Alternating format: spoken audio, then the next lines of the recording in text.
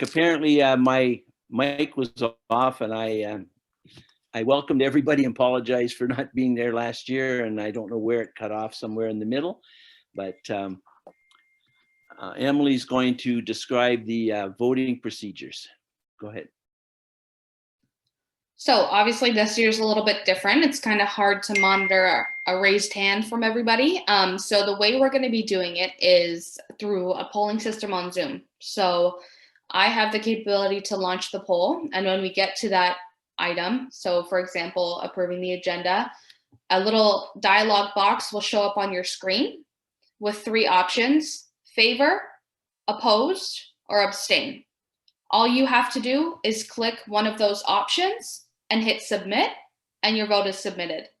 For the couples that have 2 people in one screen, unfortunately, we don't have a way to submit 2 votes. However, if it is close, we'll call on the people who have 2 people from one account, and we'll ask for both of those votes. With that being said, we'll run each poll for about a minute. Once we see that we have a majority, or if we have all of the votes in, we'll end the poll and it'll automatically disappear from your screen. It's pretty user friendly. If you guys have any issues while the poll is live, unmute yourself. Feel free to ask any questions. I think once we get the first one under our belts, it's pretty simple, like I said, and we'll be good to go. Okay, so if you guys have any questions, feel free to unmute yourself when the poll goes live, and we'll deal with that.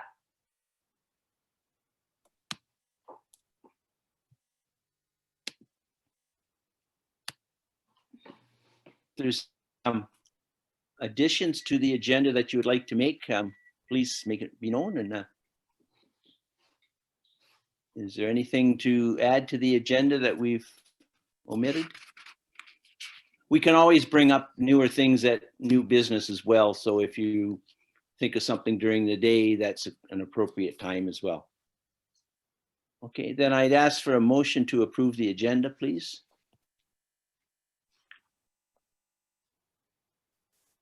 We'll pretend I've asked for it to be approved. Thank you, Peter, John. you didn't call the meeting to order. If you want to go back and be Oh, super. I think that might have been while my microphone was muted. We'll blame that anyways on technology. Okay. Yes, meeting's called to order. Good. If I have any slip ups in the procedures, whatever, it's because of my lack of knowledge of Robert's rules, and I know most things, but I may not be dead on everything. So if someone's a little more of an expert on it than I am, then please feel free to lead me down the right path. So I guess we need a seconder for that. I'll second it. Okay, Tim, thank you. And Emily, I guess we can now call for the vote. So as you guys will see, you should have something that popped up on your screen with your 3 options.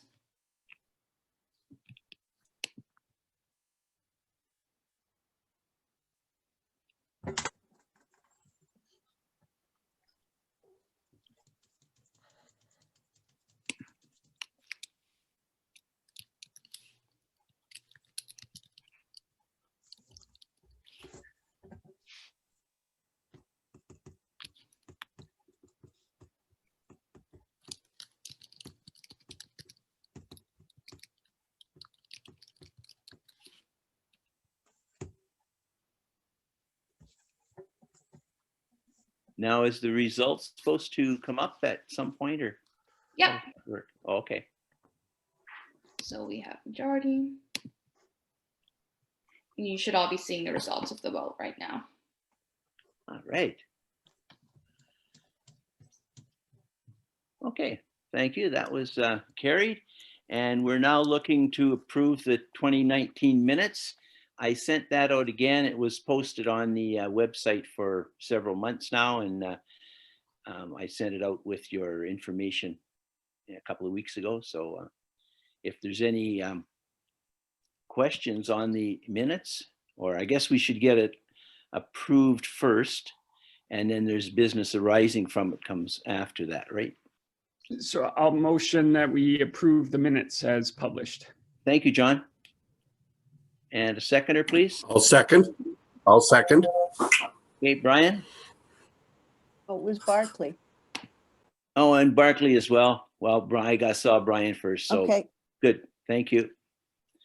And is there any discussion on that before we call for the motion to approve the minutes? Okay, and we'll call the vote, please. you gotta be kidding.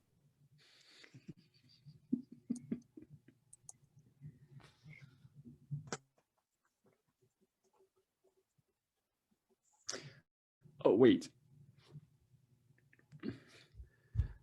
Robert's rules, I need to be during the minutes to be able to make the motion, and I wasn't there. Sorry. Oh, really? Yeah, so make Barkley the motioner and Brian the seconder. Okay, I didn't know Point that. of, point of order, point of order.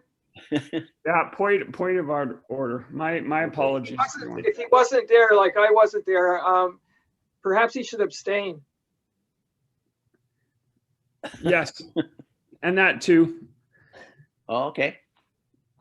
Emily, can you make, yes, I said favor, but I'll be an abstainer. Wow.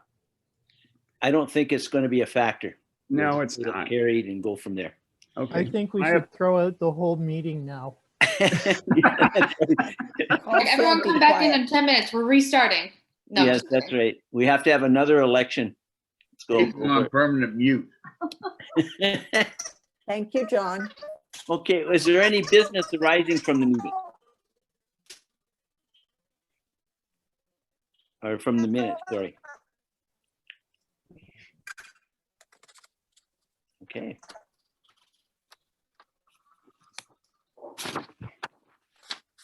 Well, if there's no business arising from the minutes, then I would go ahead with the reports. And my report is the first one. And I sent it out. Hopefully everybody had a chance to read it. And just looking over it here, we are down in numbers this year for obvious reasons.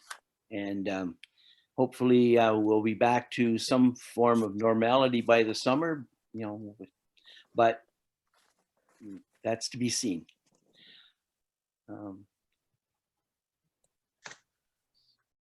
We would like to thank those few officials who did take part in meets during the summer and help some of the athletes continue their programs and whatever. And you know, many did not get involved because, you know, as we all know, it wasn't necessarily safe for people at risk. But for those who did go and do that, our thanks to them. And AO certainly is very grateful.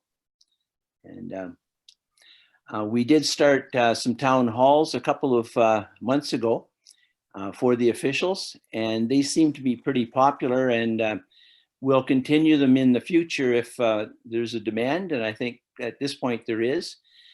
We would like some suggestions on discussion topics. There is a possibility as well that we had our NOC meeting a couple of weeks ago, and Lynn and I attended that on Zoom, and they're considering our suggestion of having some national clinics being offered. And that will be a good thing if they can get some of that done, because as you know, sometimes it's difficult to get some of the areas where we're short of officials, things like throws referees and jumps referees and combined events, that kind of thing. There aren't many clinics. And so having one online would certainly benefit people from across the country who have trouble getting to those things. But other than that, we are thankful to AO for keeping the program going, and they've done a fine job leading the sports world in dealing with what's happened over the last year, and basically we're hoping to continue the same, and if we can add some education and whatever over the next year, then we'll be in good shape. And that's my report. If there's any questions, please ask. We'll get a motion to accept the reports after all the reports are done, so we won't do that after each one.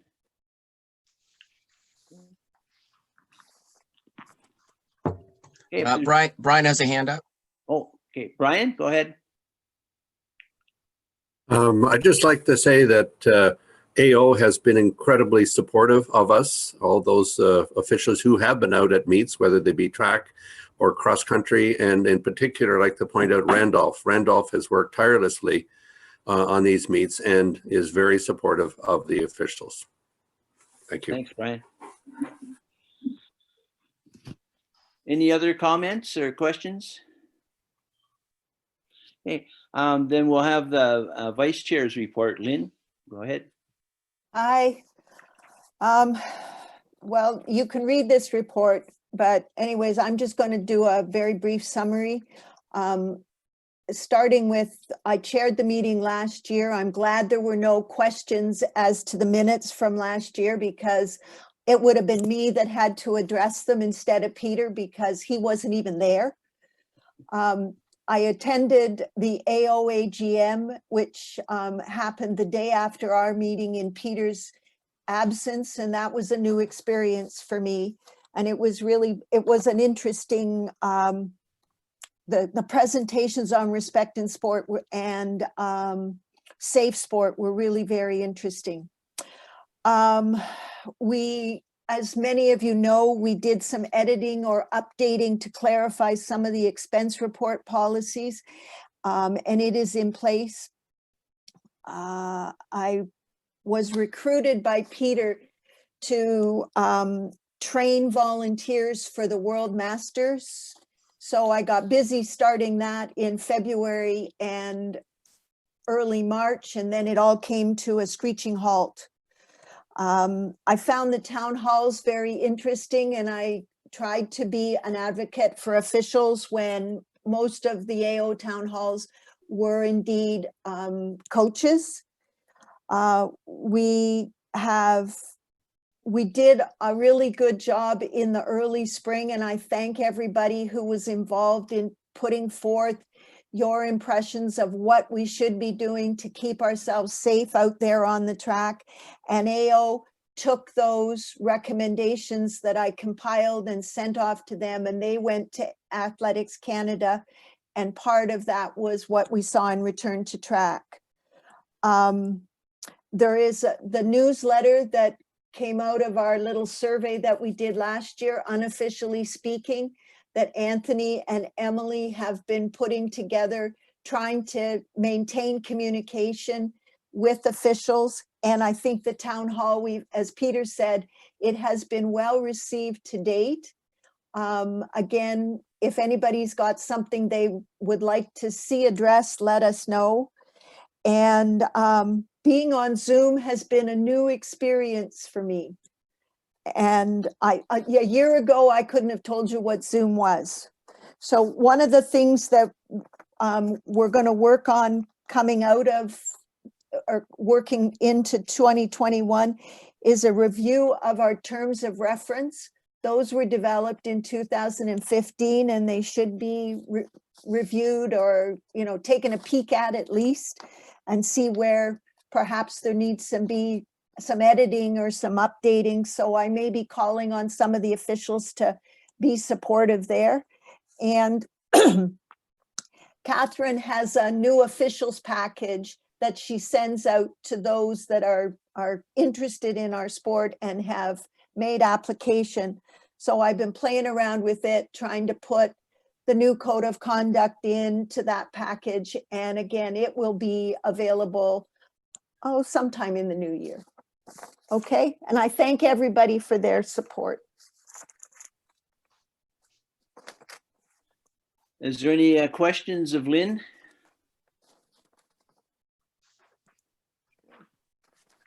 Okay, well, I'd like to thank Lynn again for all that she's done. She's covered my butt any number of times during the year, and she's been very faithfully attending all the town halls when I wasn't available, and she's done a couple of NOC meetings that I wasn't available for, plus last year's AGM. So thank you again, Lynn. Okay, Director of Seminars and Upgrading, that would be Phil. Is Phil available? That's the next question. Here he is. He's online. He Is needs he to get off mute. unmuted? Yeah. Good morning, everyone. Oh, there he is. Sorry about that. So I can refer everyone to the report that was in your information package. I'll just walk you through the highlights. Clinics, there were no comprehensive clinics held since the 2019 AGM.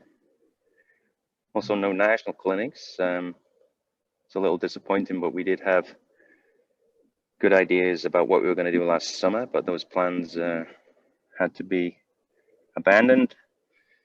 There was a form of clinic after the AGM last year, information session given by Merv on the mentoring program. We had 30 attendees post AGM last year. E-learning is a new component that's been introduced in 2020.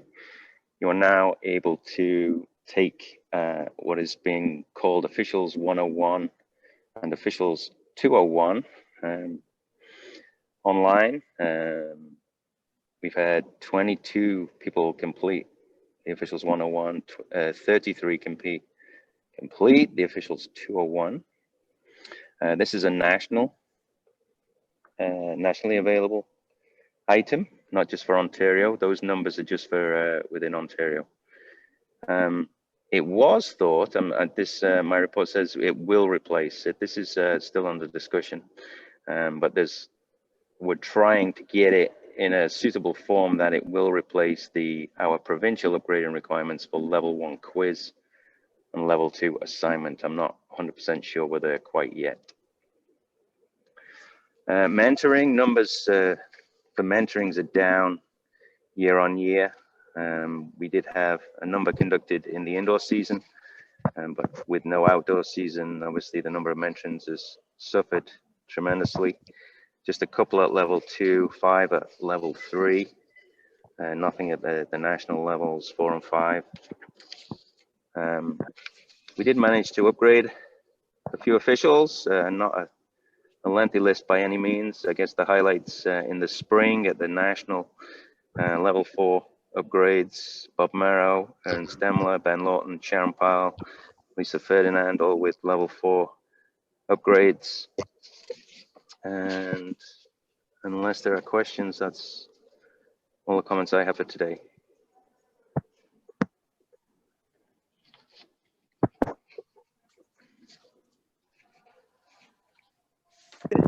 Any questions of Phil?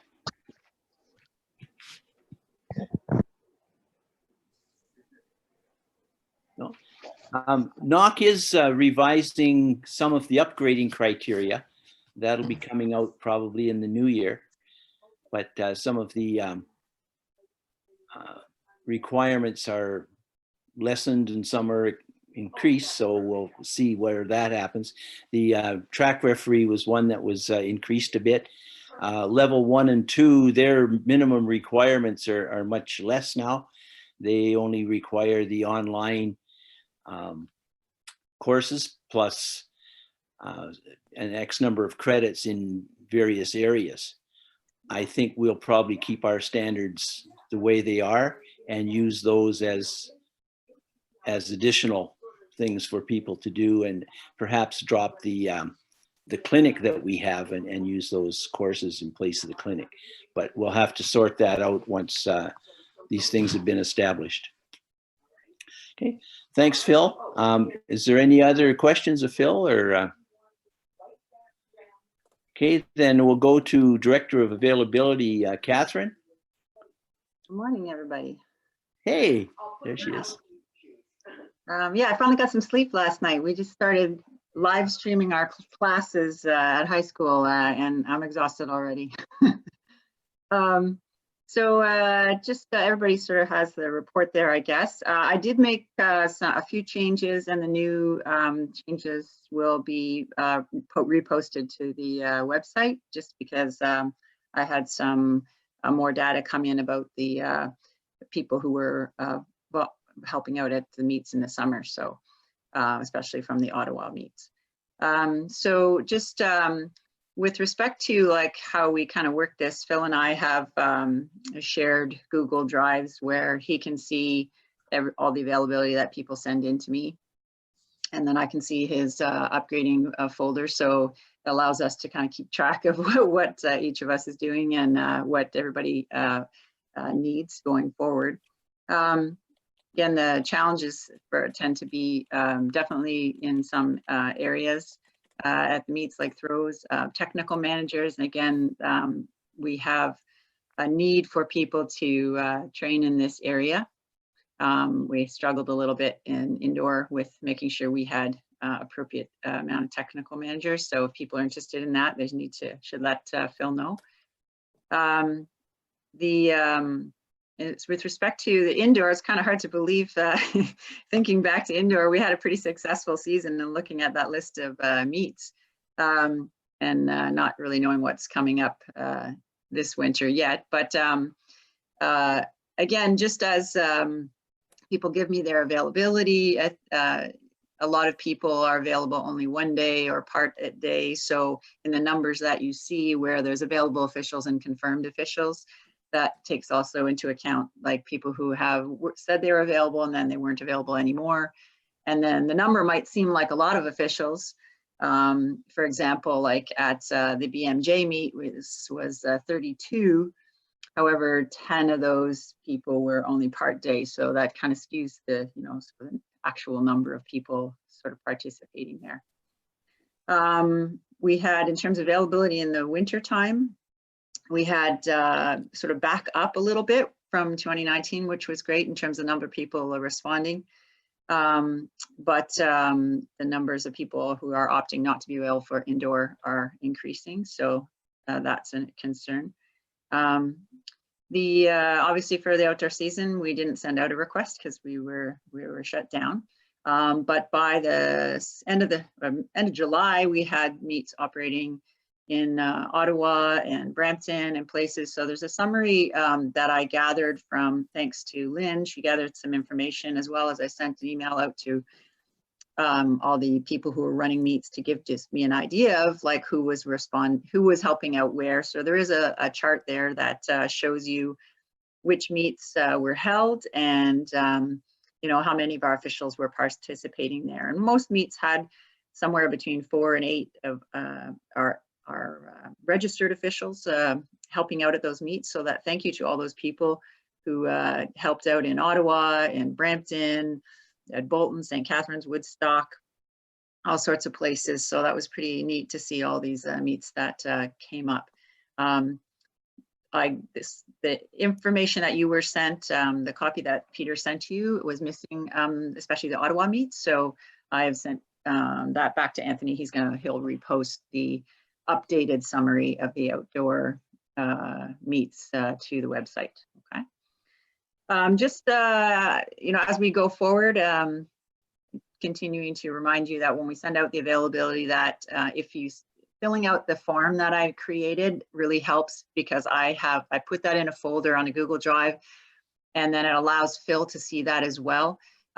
So we can pull up anybody's sheet at any time, and he doesn't need to contact me to ask. He can take a look at that if he's trying to arrange for you to have an upgrading or something like that. So really important that you fill that out. And when we do send out availability, if we send that out, and it doesn't have to be like, you don't have to wait, and you just, as you know it at the time, you think you're going to be possibly available, then just say yes or maybe. And then when we get closer, I send out invitations that way. So please don't wait once any availability comes out. Don't wait like a month or something like that, because you don't know at the time. Just say possibly. It's not a commitment. It's just to say that at the moment I am available, but that could change, and that's fine. Okay. Yeah, that's, I think, all I've sort of got to say there. If there's any questions. Catherine, can I ask a question? Sure can. Would it be possible for us to track officials at all track meets that they participate in? The reason I bring this up is I believe the AO officials do a lot of work outside of just AO championships, whether it's in local twilight meets, mini meets, high school meets, elementary meets, etc. I think it would be really something to showcase just the amount of support that our officials do across the province, the country, wherever they might be. Even if there was some form of just having the officials submit to you the meets that they participated in throughout the year, that we could have an annual summary just to show representation of all numbers. I think it would be quite something, and something that we haven't done in the past, and we certainly haven't had a lot of exposure from the schools, etc., with the amount of support that they actually get from AO trained officials. Can I make a comment, Paul? Obviously, right? But certainly what could be done is I could send out a poll that would say, you know, did you participate in school board meet? Did you participate in OFSA? Did you, like, just have more general categories? The number of meets that are outside that, like, is a huge number of meets, but perhaps maybe general categories. Is that sort of what you think? Yeah, I don't think I need an exact, like, each meet that they participated in, but to your point, if they just, you know, sent you a list of here's the number of school meets I participated in, here's the number of twilight meets that I participated in, you know, just to give an overall number of the meets that they actually volunteered at. Can I make a comment? Paul, last year, the survey that Anthony and I put together, sorry, actually asked some of those questions as to, so that's what we did a year ago, ask questions of whether they did para events, whether they did school events, did they do masters events. So that data is around for some for 2019. But, you know, even if we could figure out some kind of a spreadsheet, Catherine, that could then, you know, people would have to do it themselves. They'd have to input it, because for people to send you emails all over the place could be a bit challenging for you. No, I would think I would do it in more of like a poll. So just like a Google form that says, you know, school meets, you know, how many school meets did you participate in? 1 to 2, you know, 3 to 5, 6 to 10, whatever, like, and then the data could be a little easier tabulated that way. So one of the questions, can I just speak, John, and then you? One of the questions that came up in the chat was, are these other meets, like school meets, yada, yada, yada, are they eligible for credits? No. Okay, that's fine. That I'm just clarifying. I know, but okay. Well, I guess it depends, right? It depends on what level, because a school meet is not a level. Level 1 and 2 they are.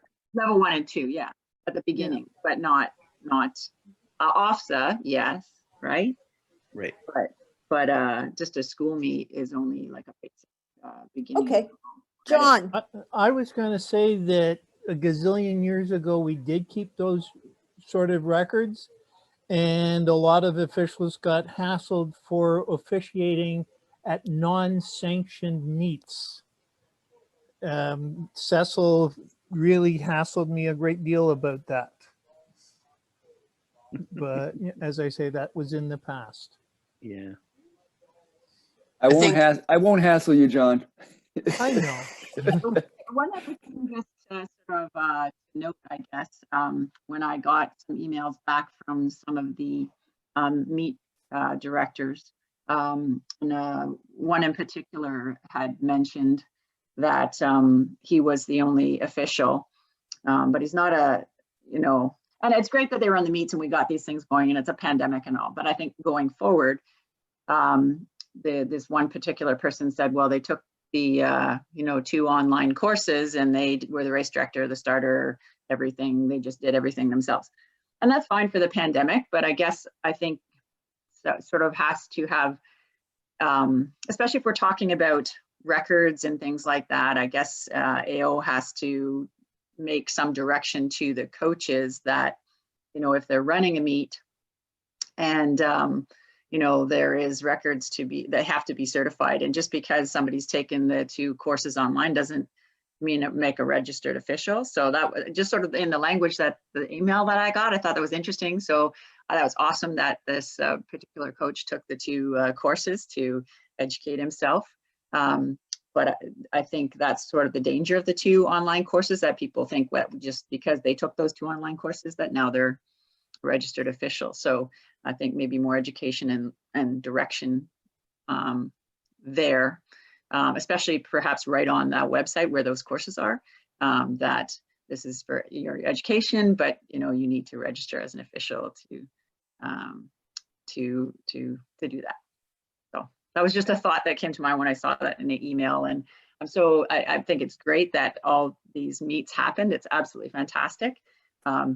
But then we have to figure out, especially like I say, where we're talking where, we have potential records to be set at meets that are happening, that, we have to figure that out, right? Absolutely. John I think Stevenson it should has, also be known. I think it should also be known that unless you're a teacher or invited by a meet director for a high school meet, you're really not doing high school meets. That's from my experience, anyways. Yeah. Depends on I'm not John a high school, a Stevenson. regular teacher. Thanks, Lynn. I just, what is our AO policy around 101 and 201?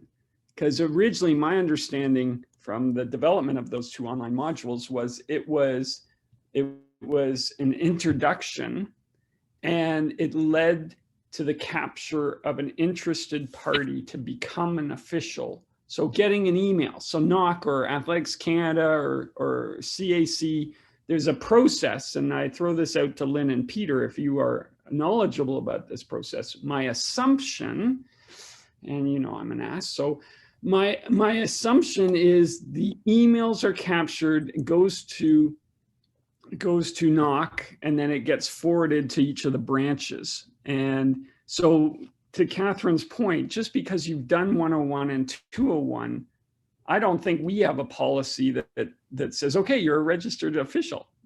And you're right, Catherine, we need to be very clear in our communication, because coaches, certainly with the pandemic, I got lots of requests from meet directors to say, can you come?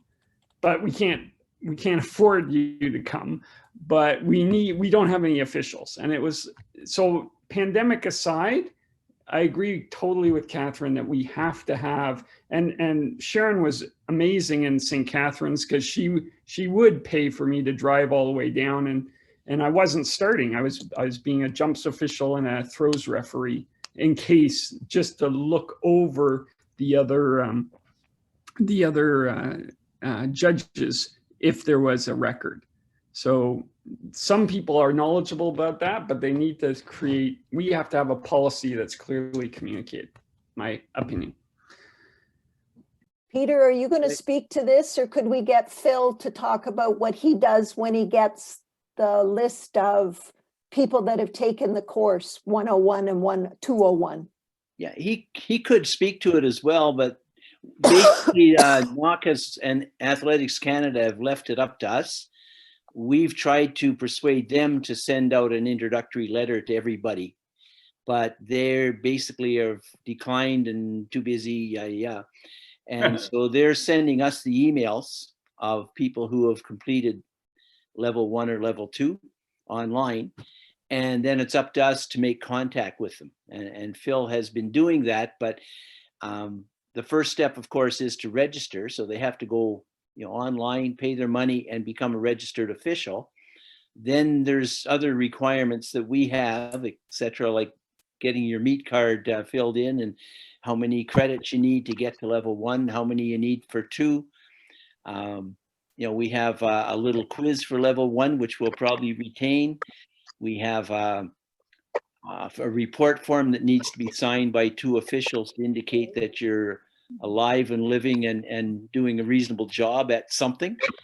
And then at level 2, we've had a couple of mentorings, and that's changing, of course, across the country, because they're now looking at someone being your mentor, as you learned last year at the AGM with Merv's presentation. Someone's going to be a mentor for each official, and then they're going to be evaluated by someone else. So going to be very similar, except we're taking away the hypocrisy of calling it a mentoring when in fact it was an evaluation. And so they are still going to have evaluations. There's going to be a list of evaluators that's more relevant in the upper levels, but for level 1 and 2, for 2 you would have an evaluator, and then you have your 2, and level 1 and 2 are going to remain as general. They're not going to be event specific. And NOC is encouraging people to get experience in all event areas. That's one of their requirements, which we'll try to follow as best we can. But all of that has to happen after we've contacted the person, and if they choose not to register, then we really don't have any contact with them at that point. And I think a lot of them are still, I have to pay my $35. I have to get a police check. I have to get credits. And that's as far as they want to go. I know everything I need to know now. I can do my little Mickey Mouse meet. So that's kind of where we're at with those. With respect to what Paul was saying, I did have a comment on that as well. A couple of years ago, we had 2 or 3 meetings with the executive where we discussed a kind of a credit system based on that, where we were talking about maybe officials having to submit their meet record card at the end of a year. And we were going to have incentives for officials who officiated at X number of meets, and all level meets would count, like whether you did a high school meet or an elementary school meet or whatever, just as you're contributing to the officiating program, whether it's for AO or someone else. It was kind of felt, I think, at the time that it was going to be a lot of work and that a lot of officials wouldn't respond. And we really have no way of checking on people's activities outside of the AO events. I know they try it to a certain extent in Quebec, and they have a little bit better handle on their lesser meets. I don't know if it's full meets or not, but they do work on that system, and they give out awards at the end of the year for people that have officiated in various levels of meets, how many meets they've done basically. And you can earn a sweatshirt or a hat or whatever the incentive is. People who do lots and lots of meets, and we know we have some of those in our midst that do 100 credits a year, and others of us do 20 or 30 or whatever. So that would be something we could work on. It's getting easier to do because of emails. People could email their list of officiating over the year, but we haven't gotten there yet, but that may be something we need to look at. Any other comments on this stuff? Peter, can I speak? It's Helen. Hi, Helen. Hi. I just want to find out, those of you who've looked at the level 1 and level 2, like the 101 and 201, besides not stating that you must be a registered official, what else is it missing? So I'm making notes so we can discuss it at NOC. Did anybody else look at level 1 and level 2? Oh, Phil did. He actually went through and did the whole module. Okay. I did it way back in December when it was still in test pattern. Yeah. Okay. So registered, and it's got to stipulate somewhere in the 101 and 102 that they have to register. They have to obtain a meet card. What else would you like to see? But Helen, that's just like, this is what we want for Ontario. I know, but it's probably gonna be for the rest of the provinces also, Right. because it's level 1, level 2 across Canada. They would have to contact, the branch chair or someone in the province. Okay, For sure. I think that may already be there, but it may need to be I'm not emphasized. sure, like we worked on them and then submitted them, and then I never bothered to look back at them. No. Do we want to just carry this discussion on in the new business section since we're still nominally on reports? Good idea, Ian. Okay, Yeah. we can do that. Thanks, Ian. Yeah, it's a discussion we want to have. I don't think it matters particularly where we have it because it's not, it kind of is relevant. But I think we've probably gone through what we want to go through at this point. Is there any other points to be made here? Or if not, we'll go ahead with the Director of Awards and Incentives, and that's Alicia. If you can speak on your report, please. Okay, good morning, everyone. As I stated, my year has been pretty quiet with not much of upgrading this year. We were able to order pins and a few jackets for those upgrading to levels 1 and 3, but we were not able to get them out. But my plan is to get them to probably ship them out in another week or two. However, given the lockdown that is coming on Monday in the Toronto area, I'm not sure if I'll be able to access the post office. AO did give us some face masks for distribution. Those will also be coming, along with any rule books that anyone had ordered. So again, my plan is to get those out to everyone in another week or two, or another month, depending on if I'm able to get to the post office. Regarding the service awards, the list is there on my report. I do have a few corrections. Win did indicate to me that he's now at 25 years and not at 20. And we need to add Dave Moncour on the 15-year award. Why? He hasn't been registered for years. No. He hasn't been registered only for 2020. Right. Okay, and that's something I would like to raise with everyone and get your feedback. There are a number of people, I think about 4 or 5, that were not registered this year. And our policy is that you must be registered in order to get the award. So I would like to throw it out to you guys to see, do we get a pass? Do we give people a pass this year for not registering, given that the registration numbers are down, obviously. Not only for this year, but it would be affecting award years going forward. So I would like to have your feedback on that. Do we give them a pass, or we keep our guidelines that they must be registered?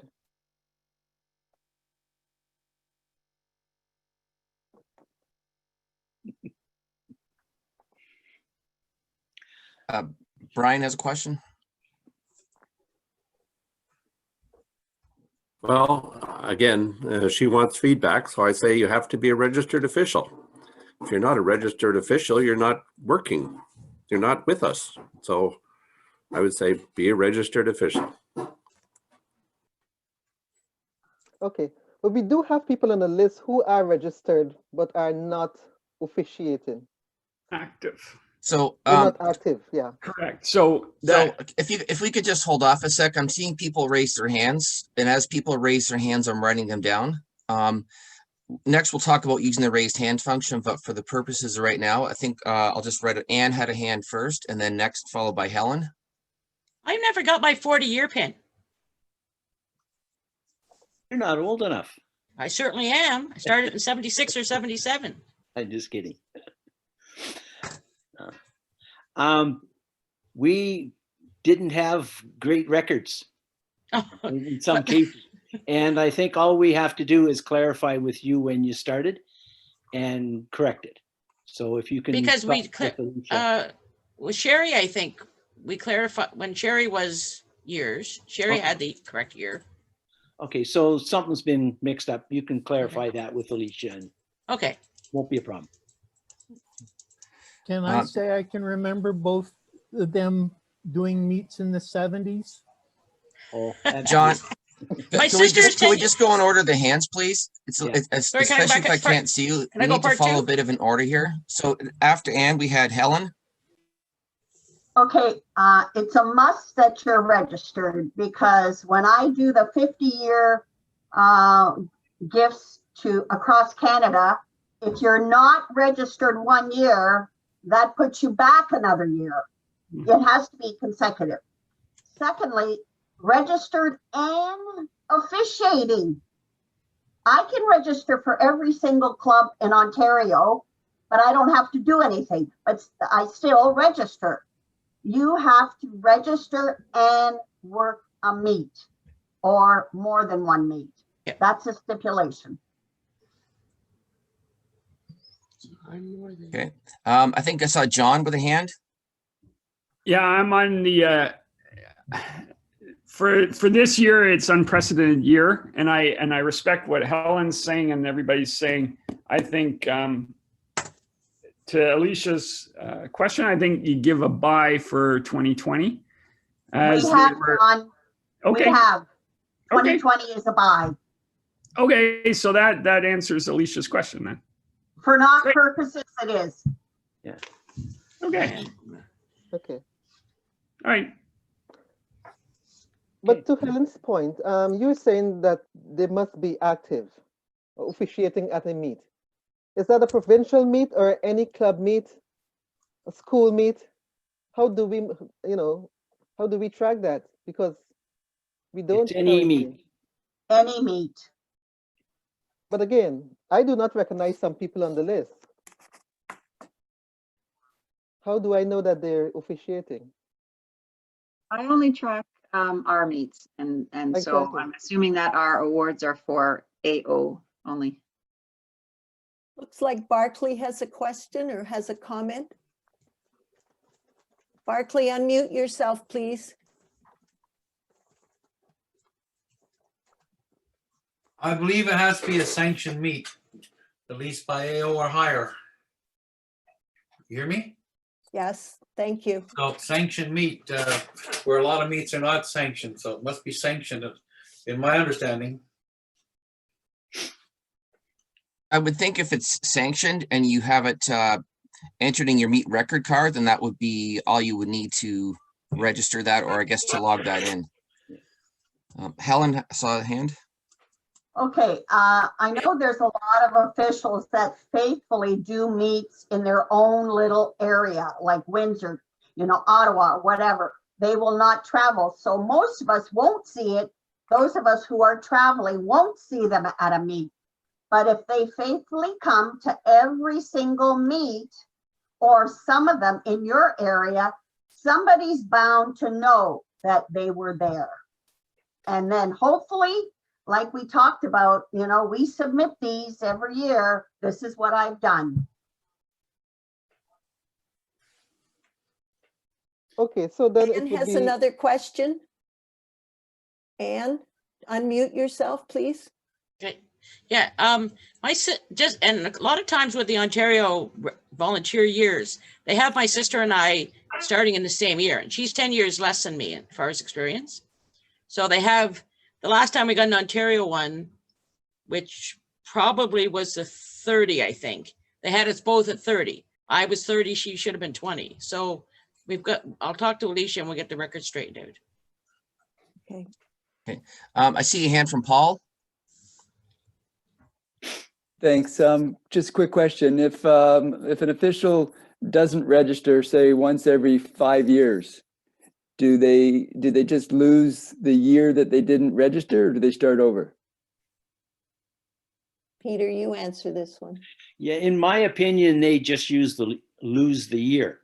I'm not sure what Knox's opinion is, and in that point, I really don't care because we submit what we want, and Knox takes us for. So then, how do you keep track? Kind of thing. I wouldn't penalize somebody for missing a year. How do you keep track? I was just looking. I was was curious because somebody mentioned Dave Moncourt, and he's missed, this is his third year in the last 10 years. We have now tracky records from 2005. We're Okay. good. We can go and check those. Okay. Prior to that, we're basically going on what records we have, which basically only show the year the person starts. We don't have a record of registration every year. And so we are going at the official's word. And if the official says they started in 75, then, you know, we have to go along with that, and we're not going to begrudge them a little pin because of, you know, the fact that semantics, they really didn't start till 76 or whatever it was. There are a lot of people, well, like myself and several online here now that started officiating for 3 or 4 years in the school system or whatever, did lower level meets, and it wasn't an Ontario championship, so there was no request for you to register, but you officiated. And then when it got to be a championship level meet, they says, oh, you have to be a registered official. And so at that point we registered, kind of got involved, and were registered forever after that. And I think that's probably the history of most of the older officials. And so you kind of go with when the person says they first register, if they knew. And other than that, we really don't have any records that go back that far. Okay, but we do check from 2005. Yes, yeah. So in my opinion, if someone misses a year other than 2020, then they just get slowed down a year. They can still get a 10-year pin after 11 years kind of thing, which I think is a fair thing to do. Thank you. People do forget to register, and they do. Some of them are some of our better officials, and they've missed a year here and there because they haven't made an expense claim. They haven't done anything that really required it, except officiated at meets that didn't require, you know, sending in their name to get money or whatever, and nobody ever noticed the difference. Helen? Okay, with the exception of this year, 2020, which we're just not going to count basically with respect to NOC. If you miss a year, either for illness or you need to be away from track for a year to get your sanity back sometimes, I basically put out an email to all the branch chairs and asking them who is a 50-year plus recipient next year. And they send me the names according to what the records show. So it's important that you do register. If you don't register, you're just put back maybe a year. But if you're ill or something happens, you have to tell Alicia why you haven't registered, or somebody, so that you're not penalized. We don't want to penalize anybody because everybody is volunteering their time. So it is important that, you know, I try to work up to your 50 year, and then I go with whatever the branch chairs tell me. She's on the sports org. Okay, is there any other questions? Barclay, have you got a question? Yeah, and well, then John. Well, first of all, I'll vouch for the Perrys because I remember when they were young little girls. So they have been around indeed a long time, and they've learned a lot over the years. Don't be so harsh. Yeah, I agree with what Peter is saying. And as a past co-chair of Ontario years ago, I can't remember ever having any records as to the longevity of officials and if they missed a year or not. Helen Manning and I were co-chairs together, and I don't remember ever seeing anything like that. So I think there's a lot of trust involved in some of those records. And with registration of officials, some officials don't register when they should. They leave it for months and register in, as you know, May before track meets start. So it's kind of hard to know because the records are all over the place. So yeah, some question marks there. Mr. Stevenson, did you have a question or a comment? I did, along the lines of what Barclay said. I think, especially when we're talking about a 50-year award, you're talking about many volunteers over those 50 years. And we've heard numerous times today that our records are not solid. So I don't know how we can honestly say we can track. We don't have a procedure for people to ensure. We didn't have Tracky, so we don't have those sort of checks and balances. That really, I think you got to take your starting date and, you know, to what Barclay's saying, we know that people have been participating, and it's really a recognizing that they've been involved in our sport for 50 years or 40 years or 30 years. And you know, yes, 2020 is a buy, but that would make it 21 years for whoever's affected. But I think you just got to look at it and trust people. Thank you. Helen. One more time. I don't want to keep laboring on this, but some of the provinces' chairs, they don't know either. We're not the only province that is not dead set on this. A lot of them do, and the chairs will go back to the official and say, when did you start approximately, you know, and they'll work it out with the official. And then if they warrant a 50-year, then I get the notice. And as for Paul Osland, as for the Moncours, they're in my area. I haven't seen them at a meet in Windsor in over 5 years. So why are we giving them an award? I don't know. But, well, the records show that up to 2019 that they did register. I don't know about being active. No, I haven't seen them again in Toronto. Yeah. Could register, but they don't do anything. Are they? We have no record of checking whether they've done anything or not. Now, in their case, you're kind of there, you kind of know. But I think we have to be kind of fair to everybody. To the guy in Sudbury, we don't know. To the guy in Hamilton, we don't necessarily know. So, you know, we're in that position. I think we have to treat them the same. And our only requirement has been they've been registered, because we don't have records of what people do. And until we do, I guess we're kind of stuck with that. I have a question here. It looks like it's from Lynn Cozina. I'll just read it out. Her question is, so does that mean that this year will not count even if we have registered and participated? Well, a lot of provinces have not had any meets. You know, we were lucky, we were fortunate because we have an indoor facility that you can host a meet at the beginning of the year. Some provinces don't have that, especially the Atlantic provinces. So basically they said, we can't go along and say, okay, we're going to count Ontario, but we're not going to count PEI. So we basically said it's a bye year. Okay.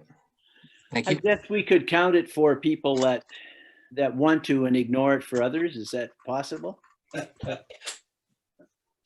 Well, we ignore it for Helen, not, but we can count it for Ontario, for the Ontario Service Awards. Yeah, I would agree with Alicia there. Okay. Looks like we have another comment or question from Brian. Yeah, I've had my hand up for a bit now. Yep, sorry, go ahead. I'm just wondering if the officials are, I know that AO wouldn't have, I'm on the board of AO, but do you have a policy that outlines all this criteria and keep it up to date? I mean, there's been a lot of discussion here about what we should be doing and what coincides for someone who's going to get an award or not. But do you keep a policy that would outline that for everybody to understand going forward? We have a policy, but there's no record. The policy is. But it sounds like you're debating even within the policy what's there and what's not. No, the policy says you have to be registered and you have to do 8 credits in a year to be official. But we have no record of how many credits people have done. There's no way of recording that because it hasn't been done in the past and we don't have any now. If you did. We've been debating here, what I've heard from the comments is just because you're registered, that might not be enough. I think Helen's brought up the idea that, well, you can be registered, or you have said as well, Peter, you can be registered for 20 years, but really haven't done anything. So is there something within the policy that says you have to be registered and an active participant? As I just said, the requirement is that by NOC and by us is that you are supposed to officiate for 8 credits, which means, well, you know what a credit is. So Right. it's not much. You're talking about 4 days basically during the year. We have no way of telling whether a person has done that because all credits count. If someone does a high school meet in Kenora, that counts. So we have no record of that. We only have records of AO sanctioned meets. And even But I for thought we those, were we don't talking have about lists that of we only officials wanted for all to of them. approve AO sanctioned meets. Sorry? I thought some of the discussion was we only want to consider awards for people who have done AO sanctioned meets. That was suggested, but that isn't what's been done in the past. We haven't Okay, required well, that. is there going to be a Those credits revision are to the countable. policy?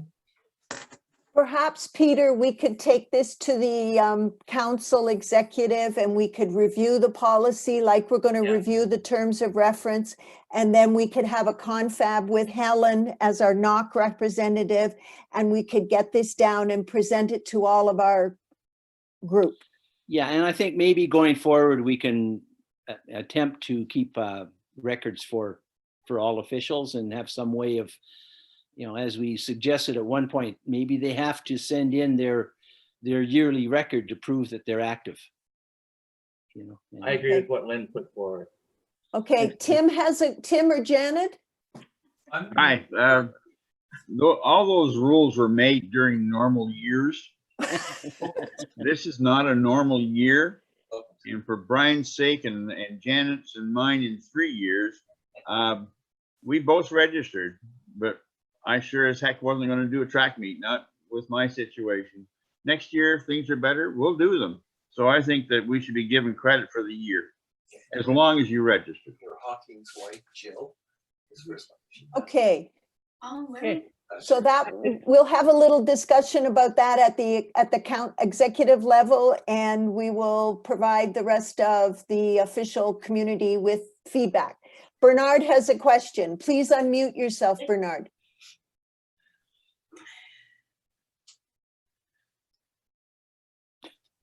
Nope, unmute yourself, buddy. Not yet. Good. Okay. I got it. I got it there. Yeah. No. My question: what do we do if, like this year is a pass? Okay. What do you do if somebody, like one official, registered and gets sick for the next 2 years, and then after come back? Well, that's when you have a discussion and you send a little letter to Peter or to Alicia. This is what Helen just alluded to. Nobody is penalizing you if you have had a medical problem or a family problem. We just need to know that you haven't kind of faded off into the woodwork. You know, just say, I need a leave of absence for sanity reasons. And I think we all need a leave of absence for sanity reasons this year. But that's the type of clause that should be in the policy. Okay, well, we can sort that one about. Okay, good. Okay, I think we probably sent me emails that are still paying registration, but they've just said, I just want to support you guys. I'm not officiating anymore, but I'm paying my dues. So there are people out there who are doing that. So like our friend Bill Thompson. Yeah, exactly. Okay, I think we've discussed this to full length, and we'll follow Lynn's suggestion here and have a further discussion at the executive level. And thank you, Alicia, for keeping track of all this. And it's a fairly tedious job, I know, and hopefully you're not overworked in the next little bit with all the rule books and things that you're dealing with. Okay, Renee, treasurer's report, please. Okay, there's probably not a whole lot to say on this, but given that we really, I think expenses this year were $26. Like I say, you've all seen the reports. I'm not sure if there's really any comments or questions.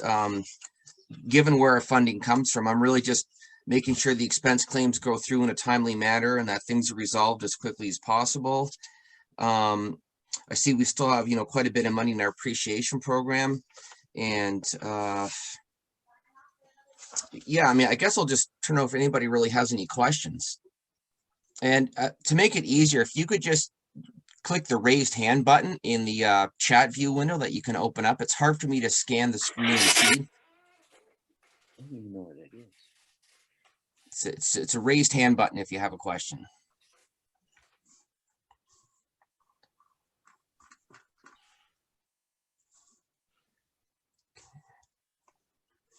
No questions? Not that I see, no. There's Paul has his hand raised. Oh, here you Oh, yeah, Paul's hand. Yep. Sorry. So I kind of fear asking another question. The last two questions I asked took us down a few rabbit holes. So I'll try not. Sure. Just a comment, Renee. We should probably connect with you before you do these reports, because I'm just noticing that the numbers aren't the same as what's in the AO books. So we can probably work with you on getting the financials together. Yeah, because I'll send Shahir in my spreadsheet, I think about a month ago, with my full live spreadsheet. So I usually wait for some feedback from you guys, and until I hear back, I don't know anything different. So I kind of think you and I can just talk offsite and work on a more synchronous system of back and forth, because I don't think we're talking a big difference, but there's probably a few little things there that aren't in there. Yeah, no, like last year's difference, it's about $2,000 difference. Yeah, because I'm sure there's probably like conference call expenses that aren't in here or things like that. Yeah, I'm just thinking of little examples. Yeah, I don't know that we wouldn't even keep track of that, so we wouldn't even know what those are. But more along the some of the AGM expenses, championship expenses, things like that, that are not there now. And one of the things is, we can probably look at putting a more holistic picture together of all of the expenses, including, like the major championships meets. Like last year for major championship meets, the officials' expense is $32,000. Yeah, see, I was told last year and the years before by Alicia to keep those out, because it all comes out of one pot anyways. It really has nothing to do with us. So absolutely does. This is stuff we can work out together, but I used to always include that. Yeah, no, I mean, Alicia's right. It does come out of a different pot, but it still shows the expenses that are part of the officials, and even the officials' expense for the Athletics Canada fee that we paid for $15 for every single officials member that goes to AC. Those kinds of things. We can just put a more holistic viewpoint in there. Sure. Okay, so you and I can work offline on that. Yeah, that makes sense. Thanks. Thanks. Barclay? Yeah, I'm just curious, we're funded to a large extent by the province of Ontario. So if they put money in their budget and they give it to us, and if we don't use it, does it go back, or do we keep it for that year and then get more next year? I'm just curious as to what happens with that money. I can answer that. Essentially, if the money is not spent, it's just nowhere. Like, it's just basically an expense. It's not an actual. We don't actually put money aside. Yes. It just goes into a budget. Same thing with all of our administration expenses and everything else. There's a budget, and if we don't spend it, it's not like we put it aside to be increased for next year's budget. Every year there's a different budget. Okay, thank you. Any other questions of Renee? Okay, then I'd ask for a motion to accept all the reports, please.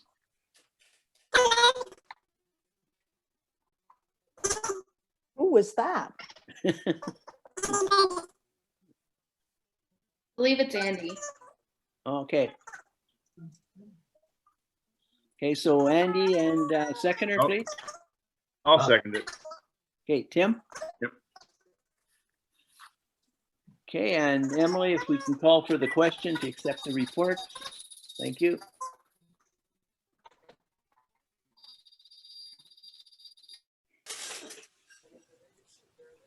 Just a suggestion, I've done a lot of Zoom meetings. If you're not talking, then mute your button, because even that background noise cuts in. So if you're not speaking, please press mute. Thank you. Thanks, Renee.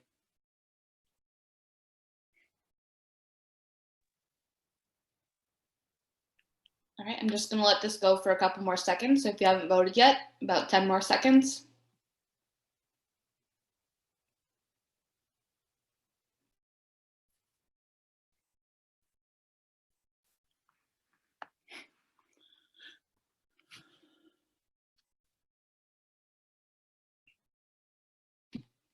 All right, there we go. Ooh. All right, so the next thing on the agenda, I put down registration for 2021. We've had some discussion with AO and us, and we've decided to go ahead with the same registration. Unfortunately, monetarily and hassle-wise, we do have to get a police check every year. And so that amounts to an average of $25 for each person when they register. So that cost is there. And then $15 goes to Athletics Canada for each registered official.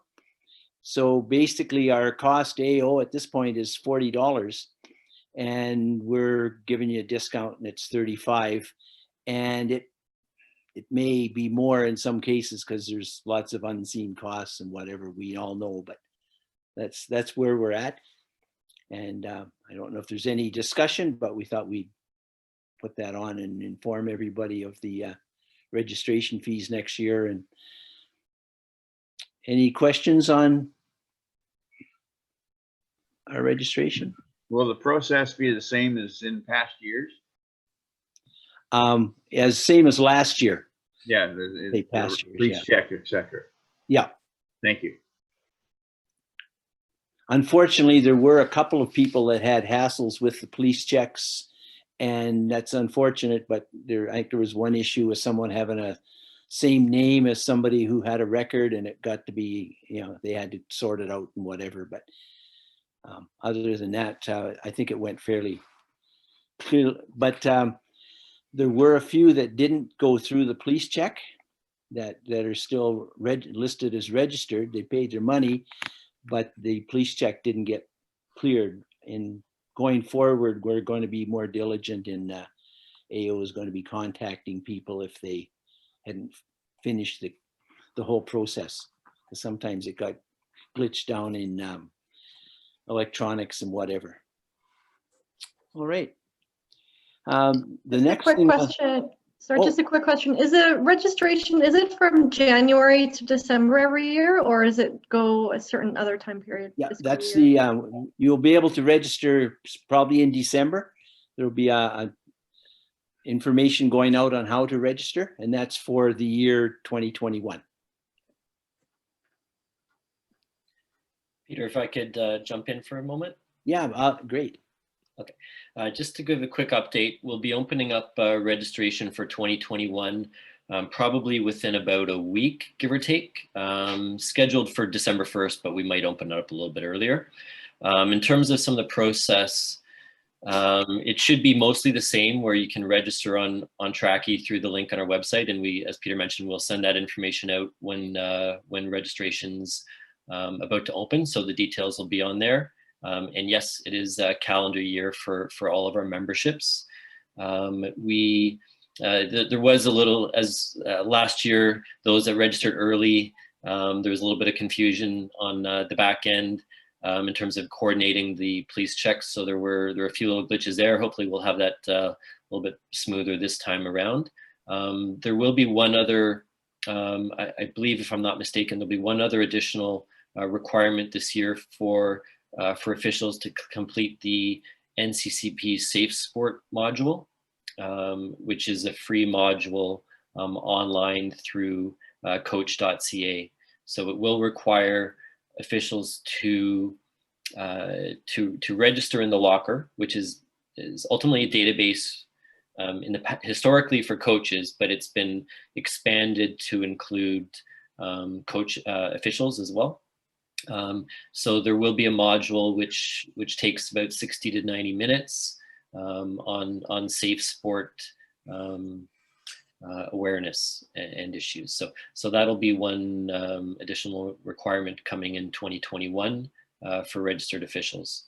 And you'll have a little bit of time to complete that, so you can still register at the start of the year, and then take you know, a couple weeks or a month or whatever time you need to complete that online.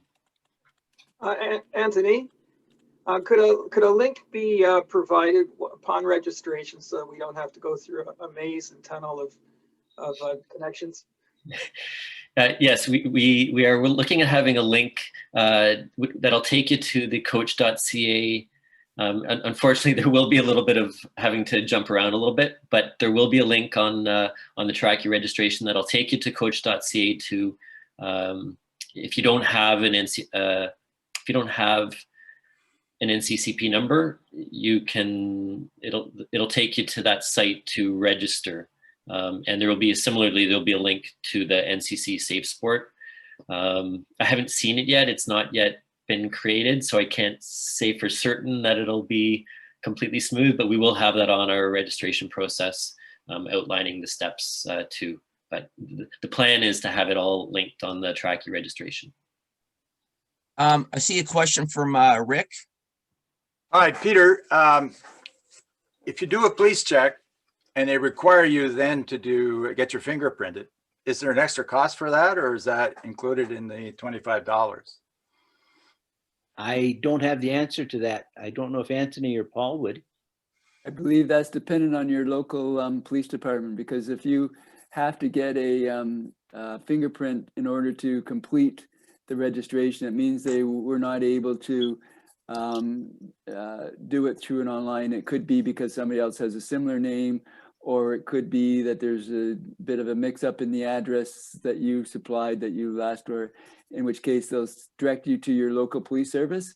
And then each police service has different programs on whether they charge or don't charge.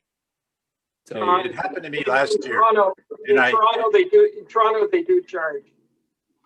It happened to me last year, and I asked about it. And what happens is they check your gender and birth date. And if it's similar to someone who has a record, you then have to be fingerprinted. And you know, that's what happened to me. And I got fingerprinted, and within 10 minutes they passed it. But I didn't get charged last year. I don't know if the Ottawa Lions paid for it or what, but I think they are charging now. Yeah, Lynn's got a hand up. Bernard? My hand been up for a while now. Yes, Hey, beside the asshole that I have for that fingerprint thing, I paid $75 last year for that, plus the $20 or $25 that I paid to the AO to pass that thing. But beside the asshole that I have for that, I also had another problem. To register, I register as a coach and an official. I just need to know if this year is going to be structured in a way that we can be coach and official and pay once.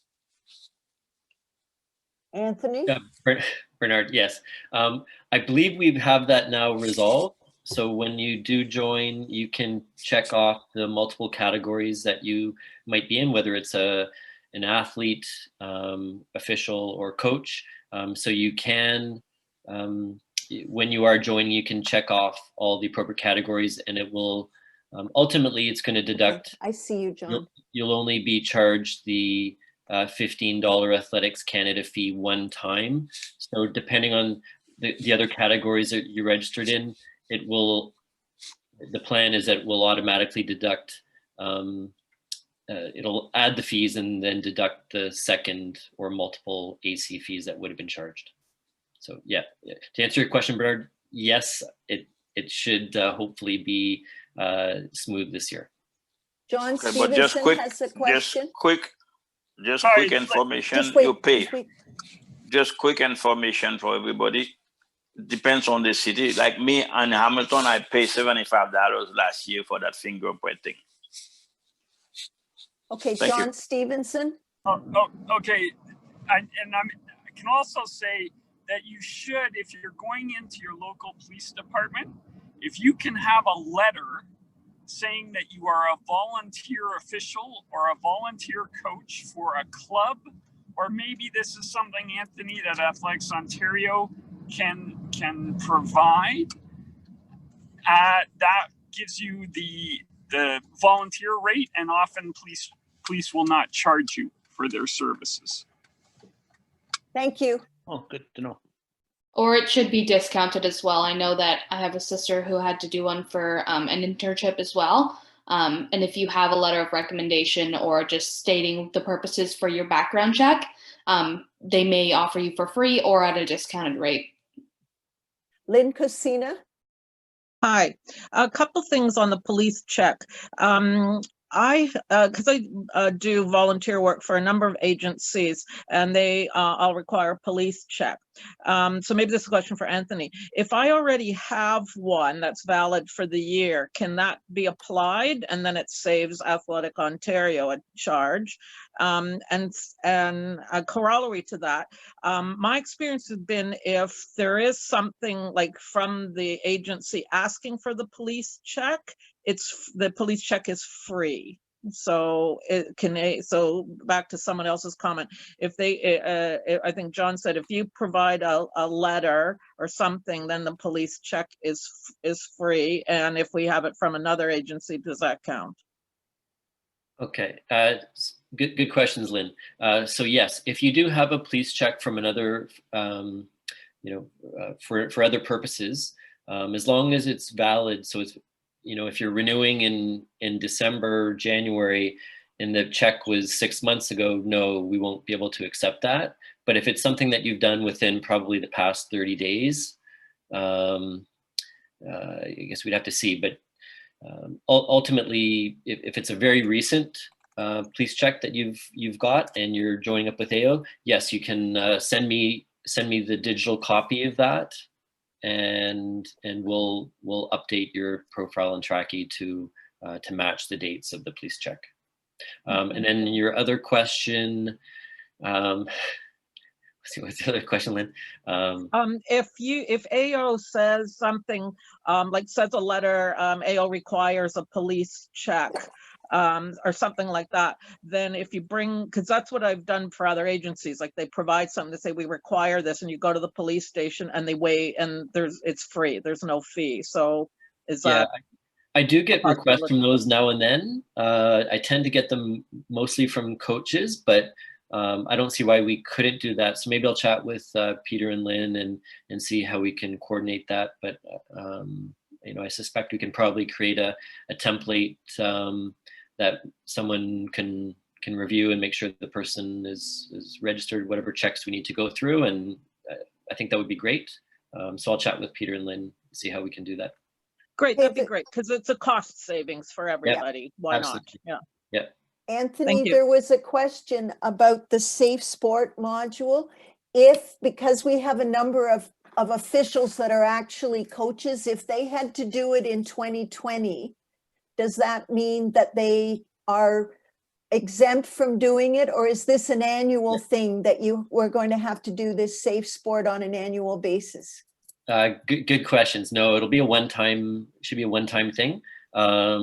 So, and if you've done it as a coach, it'll show up in your locker as well. So we'll have that. You'll just have to make sure when you're registering as an official that if we don't have your coach information and that record, just let us know what your NCCP number is and we'll update it. So yeah, just one time, and then that'll be fine. Okay, just hang on, John.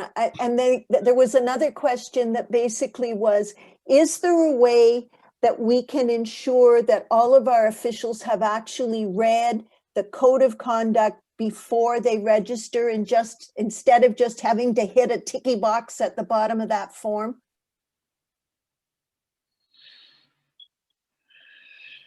I'm just asking.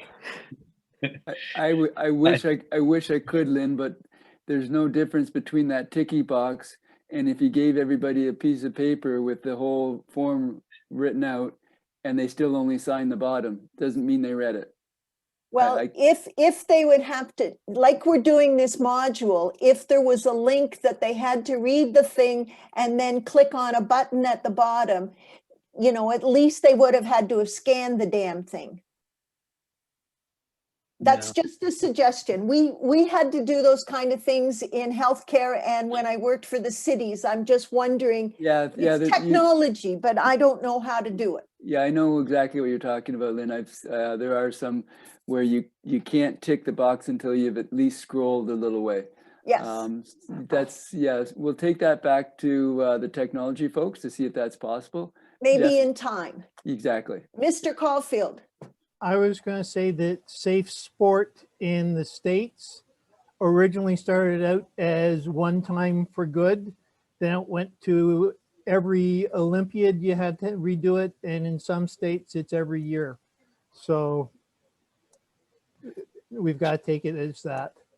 Yeah, and that's a good point, John. Thanks for bringing that up. With the coaches, they're taking two courses. One is the Respect in Sport course, as well as the NCCP Safe Sport course. For the Respect in Sport course, that course is updated once every 4 years. So coaches will be required to take that every 4 years. That way they'll make sure that they get the upgrades. We were lucky when we implemented it this last year because the course was upgraded in the summer of 2019. So when we rolled out for coaches in the fall of 2019 for the 2020 year, it was with the new course. It will not be updated until another 4 years, which will be 2023, at which case all coaches will have to take it again. We're going to just implement a once every 4 years, such that it will just catch everybody every 4 years. With the NCCP Safe Sport, we don't know what their upgrade frequency is. So right now it's one time, but to John's point, it could become, once every few years, or it could eventually become once every year, depending on our requirements from our insurance companies. Because a lot of this is to deal with our insurance companies that require us to have education and training for all coaches and officials. If I can also add to, and I'll say that, this summer has brought obviously some huge challenges for everybody, but as well some opportunities. And for those that may not be aware, John Stevenson, who's on the call, he's really been leading, along with Sahid Khan, our coaching coordinators. They've really been instrumental in furthering the education of our coaches through the digital formats. They've been researching, any relevant coach education course that might be of interest or relevant to our community. And we've had a huge uptake in engagement in those classes. And I see that with technology and the current situation that we're going to have, time and access. And I think, I've seen numerous coaches take, a dozen courses and modules over the summer. So I'd say, things are evolving. So there's going to, I guess it was inaccurate to say that this would be a one-time thing, but I'd say don't let it hold you back in learning more about, even just stuff that may not be directly for your role as official. There's a lot of really good courses online and available that you might be interested in and might find value in doing. So thanks to John and Sahid for all that work on the coaches side, and hopefully we'll find some more opportunities for officials going forward as well. Hey, thank you. I see a hand up from Alicia. Yes, to Anthony, now that you have multiple options for registration, the last time I mined the trackie, I'm seeing on the 12 athletes showing up as officials. So I'm not sure what happens there. Sorry, So where is this? This is off of trackie. When I filter to select officials, I'm also getting U12 athletes, people assigned as seniors. I can understand masters and officials because I'm in that category. But I have U12 athletes as officials also. Okay, maybe send me a note and I'll look into that to see if there was some kind of a glitch, obviously. Because that is gonna. I've seen many things in tracking. I've seen adults being often what happens is someone will, when they're adding their child and themselves at the same time, the wrong fields get selected. So it could be many different reasons for that. So yeah, if you can send me that offline and I'll look into those. Okay. Thank you, Anthony and Paul, for explaining a lot of that stuff, which makes things a little more complicated. With respect to what Lynn was saying of adding the terms of reference, I think it might be better for us to send that out as a special mailing to all the officials as an attachment and say, here's our new code of conduct. And more likely that people are going to read it, because I know from experience that I'm really good at scrolling down the page till I find the button to click without having a clue what's on the page. And I suspect a lot of people are like that. So I don't know if that would really add anything to it at all. But all right, the next thing we were going to talk about is the Safe Sport levy. In the town hall, Paul gave us a description of what was happening with AO and clubs and coaches. I don't know if Paul might be better to speak to it than I, but there was some suggestion from some of our officials that the officials be included in the levy as well. At this point, we're not, and AO is figuring that we're not as suspect to the conditions that Safe Sport covers, but I think maybe if Paul can speak to it, it might be a little better. Well, I'm happy to take any more questions. I think most of the people on this call were on the town hall that we had, so I think you're familiar with what the concept was, but I'll quickly refresh your memories in case there's also anybody else who wasn't on the town hall call earlier. But essentially, we are moving to a much more professional management process for managing complaints and issues that come up within the organization in order to ensure that we're able to deal with them properly, effectively, and timely. I think I'd mentioned on the past call that we've had cases, because we generally in the past have used volunteers to keep our costs down. We have had cases that have taken upwards and over 2 years to be completed, which is just not fair to either the complainant or the respondents in those cases. And we're now getting into even more complicated cases. I think people have seen a number of recent suspensions over the last year that have come out from the Athletics Canada Commissioner's offices, and understanding that we've been somewhat fortunate for some of those cases to go to Athletics Canada instead of us, as it would have come down to us to have to manage. Athletics Canada has paid in the last 2 years over $200,000 in their cases to manage. And we are now looking at outsourcing all of our major complaints, so not minor complaints that the office manages, but the way, for some of you may have been listening on the Safe Sport policy updates that Robin Campbell has been delivering at our town halls recently, you'll have seen that she's indicated all the steps and processes we go through, and the fact that we have 2 different processes for major complaints and minor complaints. The minor complaints handled by staff, and major complaints need to be handled by specific case officers and investigators potentially, and panel members, etc. So we are now going to be leveraging an outsourced agency, which is obviously going to cost us money. We're doing a pilot right now with a case that came to us a few weeks ago. It's anticipated that that case, which is not as complex as some of the ones we've had in recent times, is going to cost us between $12,000 and $18,000 once it's all said and done. You start getting 3 or 4 of those cases a year, it starts to rack up. So we needed to do something, and the board approved a $5 Safe Sport levy to all of our competitive members above the age of 12 and up that would be included in that. At the time, we did not include recreational athletes or officials.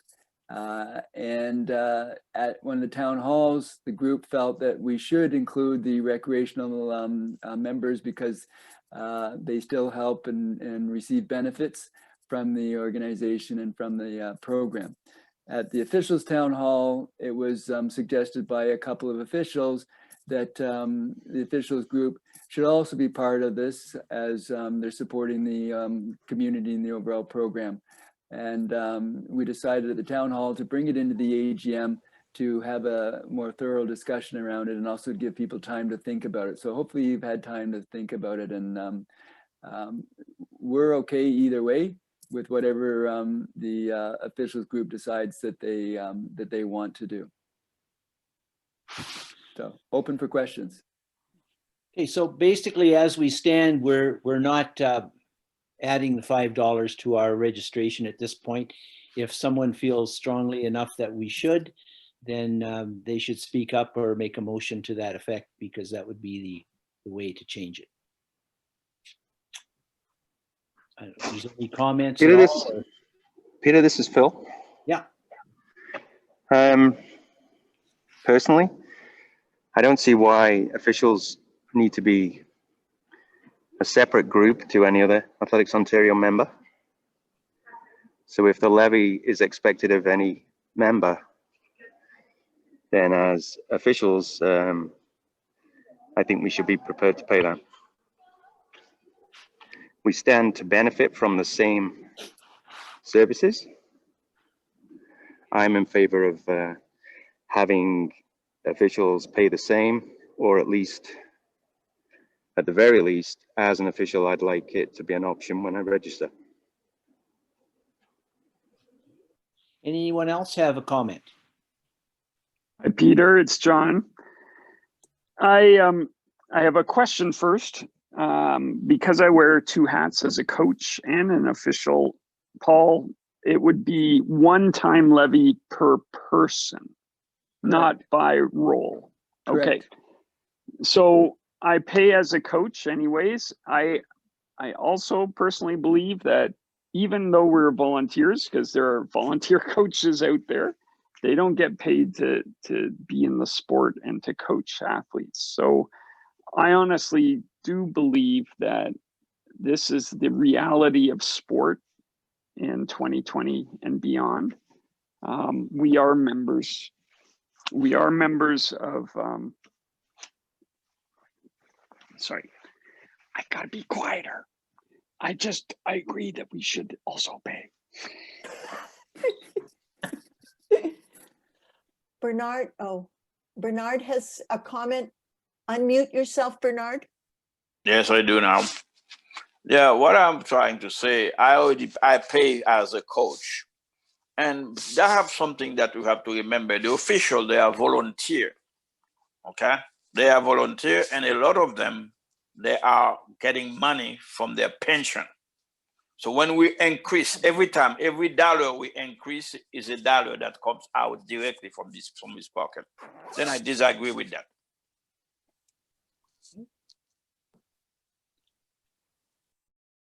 Thank you, Bernard.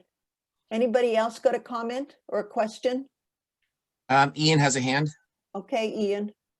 Brian has. Yeah, I mean, kind of to Bernard's point, though, I mean, these things have a cost. So somebody somewhere is got to pay eventually. I mean, if it's a cost that's now being added to AO's books because of new policies that are brought in beyond their control, then AO has to cover that cost. And if that cost isn't passed at least partially on to members, which includes officials in one way or another, then that's cost that's got to come out of funds that they use for other activities. So reality is, as I think Phil said, that this is, or John said in 2020, that these are now costs that not just athletics, but lots of organizations, volunteers included, have to go through.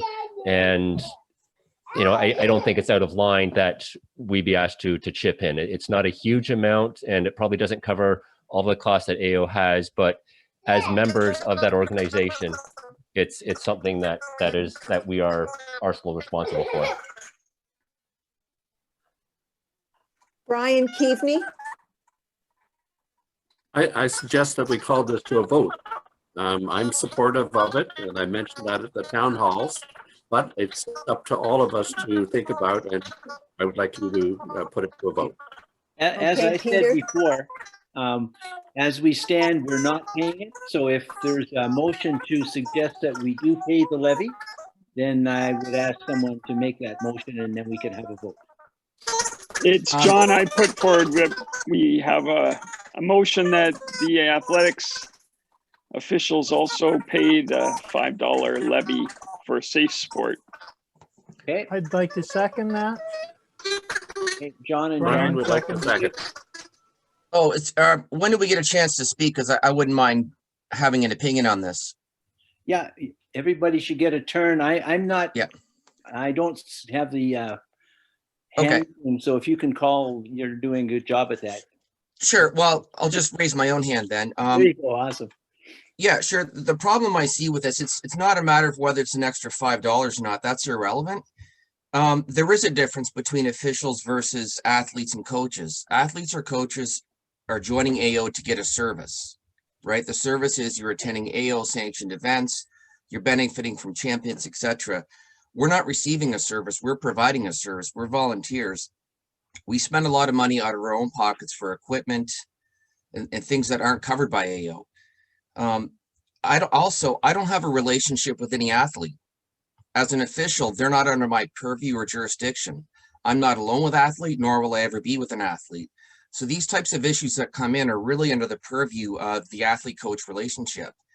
And if these kinds of litigious issues are occurring from that, then it really should just be a part of their fee, whether you want to call it tacking it on or not. You just bury that fee as part of being an athlete and a coach.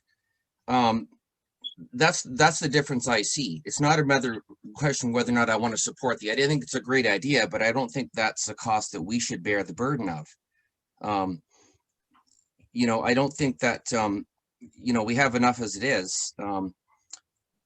You know, I don't have a relationship with an athlete. So that's just from my own personal perspective. You know, it's unfortunate that it happens in sport. And I think it's a great idea that you're outsourcing and doing that. And I think it's great that you're, you know, doing something to make things resolved in a more timely and transparent manner. I think that's great. But from my own perspective, you know, I'm not in favor of it. And those are the reasons why. Thank you. Paul, do you want to respond? Yeah, I agree with a lot of what Renee's saying. But I will point out one comment that we have had cases where we've had to support officials who have put in complaints about people that have abused them and harassed them. And that's obviously going to be an expense. So I do believe that officials are supported through this as officials can take abuse. Tim, do you have a comment? I think it's very similar to buying insurance for your car. You don't buy insurance to get into an accident, but if you do get one, it's there. So I agree with it. Lynn Cosina, and then Helen.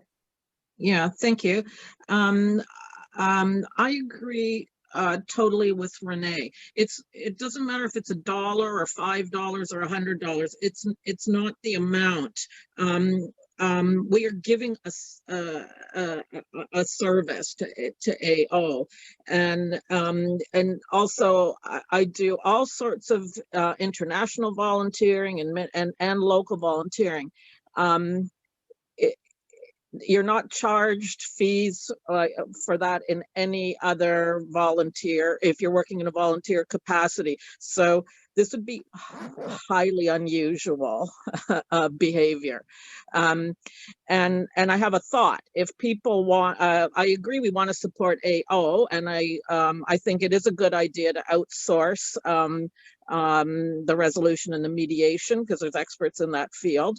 But maybe you want to make that an option if you're renewing. If you want to contribute to that, you can make a donation, you know, to AO to help cover those costs. That's just my thoughts.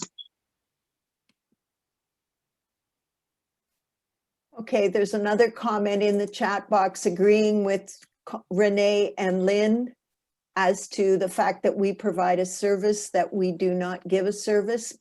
I think it was Helen. Helen, do you have something to say? And then Miss Catherine. Okay, I just wanted to say there are some people who are officials and we aren't coaches. We don't have direct contact with the athletes. but we're on club executives. And I wouldn't mind paying the $5. I'm president of the Windsor Legion Athletic Club. Leo is our treasurer. We don't have direct contact with the athletes, but we still are with the athletes. And I don't see a problem giving the $5. Okay, thank you, Helen. Catherine? I guess my question is for Paul too, is that, and Peter, is that, and we discussed before, but in our terms of reference, it does say that we are covered by AO insurance, and it does say that we are considered the same as office staff and employees. That is in the terms of reference. So, and how would sort of that relate to that? And so that, I mean, in terms of like, you know, is the office staff at Athletics Ontario paying this fee as well as employees?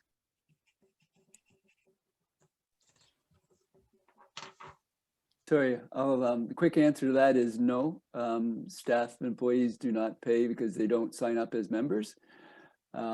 Officials are actually voting members of the organization. The officials group has a vote at the AGM, the AO AGM. So the officials group is actually a little different than staff and employees. Thank you. Has anybody else got a comment or a question? Anybody? We had a comment. Oh, sorry. No, I was just going to say, if there aren't any, we would go ahead and call the question. It's a difficult question. I can see some situations where officials might be involved in a sexual harassment thing between officials, or being abused by coaches or athletes or whatever, and could be involved in the litigations and whatever. But you know, I also see the other side of the point where we're basically doing this as a volunteer. So it's a tough one to decide where we stand. I don't know if the idea of having an optional payment is a possible thing on registration or not. I think if people want to volunteer to pay, that should be their choice. Yeah. So, okay. So if there are no other comments, then we would ask Emily to pose the question.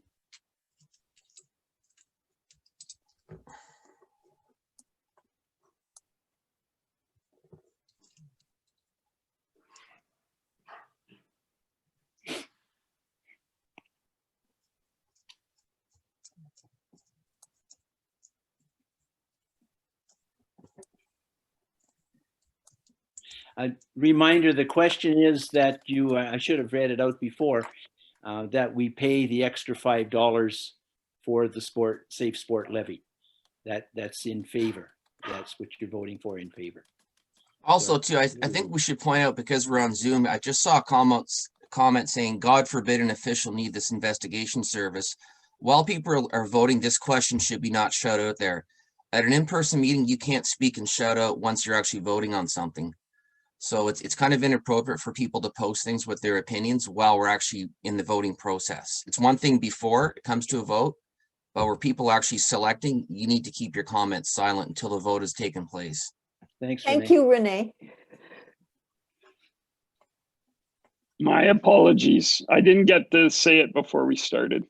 All right, I'm just going to give about 10 or 15 more seconds for those of you that haven't voted yet, and then I'll end the poll and share the results.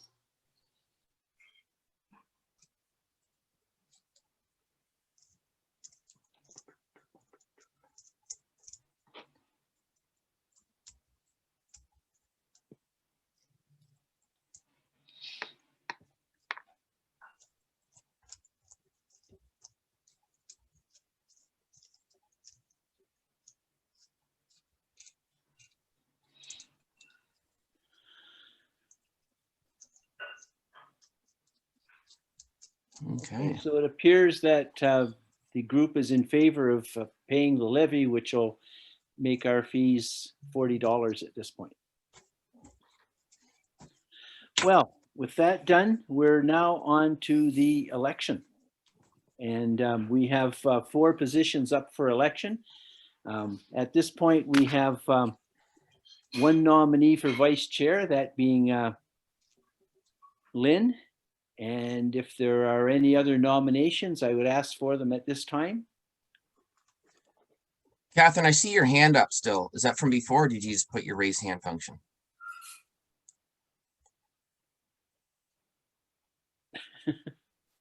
Okay. Okay, thanks. Second call for nominations for vice chair.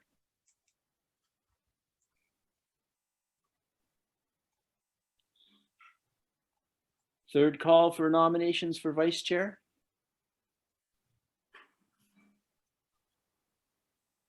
Then I guess, Lynn, you're the vice chair by acclamation. We'll get a motion to, or I guess, do we need a motion after each one that the nominations be closed, or is that automatic at this point? I'm not sure how the rules go here. I think you should have a motion to accept the executive at the end. At the end? Okay, we'll go on your expertise, Brian. Thanks.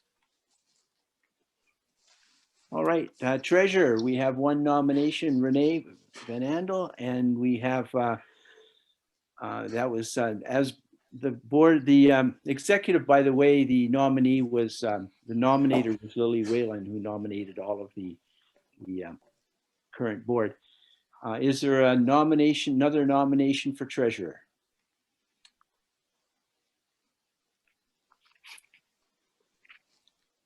Okay, second call for nominations for treasurer. And third and final call. All right, then Renee, congratulations on being treasurer again.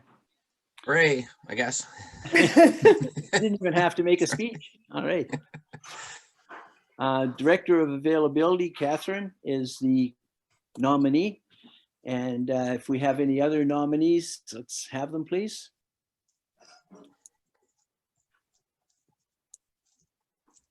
Second call. Third and final call for nominations for Director of Availability.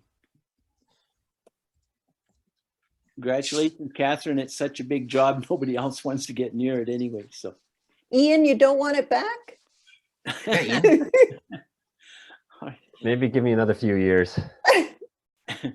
And finally, we have secretary. The nominee is Barb Miro.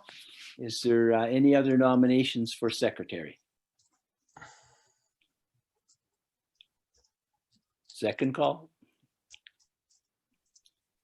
Third and final call for secretary nominations. Congratulations, Barb. You're on again. All right, if we can have a motion to accept the executive as elected. I'd like to motion that we accept the executive as acclaimed today. Acclaimed, thank you. Proper word. Thank you, John. And a seconder? I'll second it. Janet. Janet. All right. And Emily, if we can have a in favor of that proposal.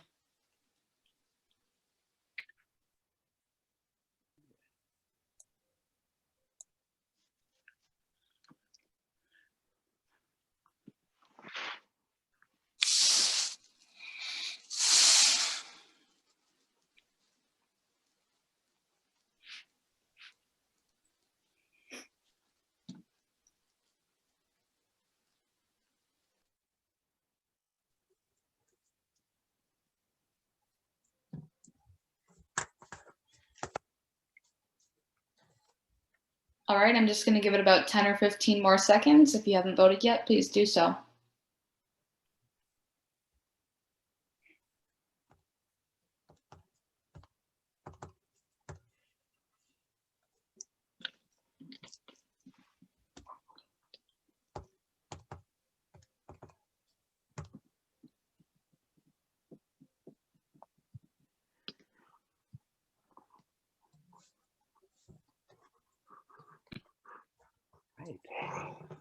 Okay, So that brings us to new business.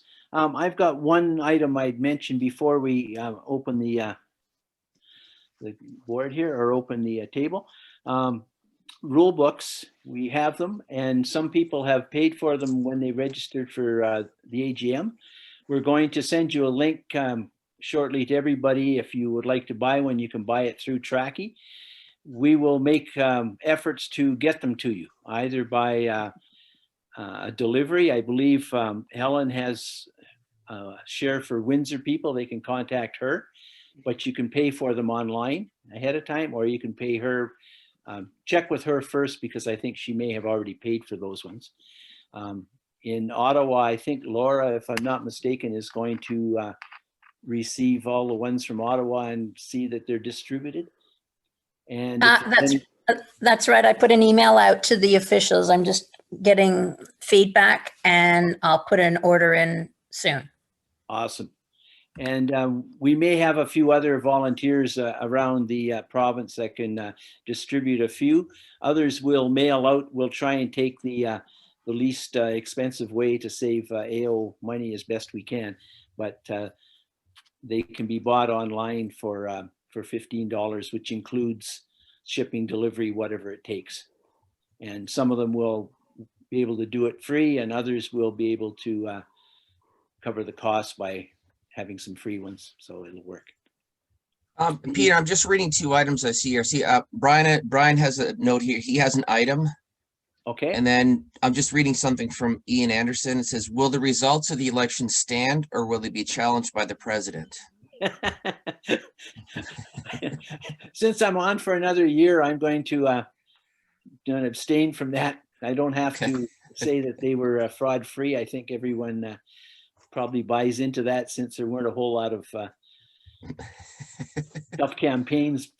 It was pretty clear cut. So yeah, next year might be a different issue. We'll see. And then I see from Brian McClelland, he has a couple of items as well. So it looks like we have some items from Brian and Brian Keaveney and Brian McClelland.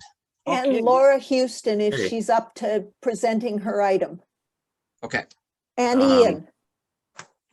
All right, so we have a list of people. Let's start with Laura, because we got hers early this morning before the meeting. Laura, you had a question about something. Can't remember what it is now. Laura, are you okay to talk, or do you want me to present your question? There you go. Sorry, yeah, sorry. Yes, I'm okay now. Sorry about that. I'm a bit on pain meds, so I apologize. Oh yes, my question was, a couple of years ago, I raised, or I asked the question about e-credits, meaning that rather than going the paper and pen format, that we update our profile electronically. So hypothetically, if I do an event and I identify all what I did for an event, I would put it in an e-file, and then either the track referee or the assistant track referee would endorse or approve it. And then that way it would keep track electronically. And so I remember Helen mentioned that NOC was looking at that a couple of years ago, and I just wondered if there was an update, please. Helen? Yep, we're still looking at it. We had other things to do this year. We did a lot of paperwork, but it has been brought up that we want e-credit, so that's coming. Thank you. Okay, what about Brian Keaveney now, please? Okay, there's an update in the rules and regulations of the World Masters Athletics.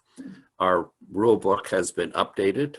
It is now on the internet at the World Masters Athletics website. However, I will provide a link to Athletics Ontario officials council, and that way every one of our officials can have the book itself. So the update is very minor.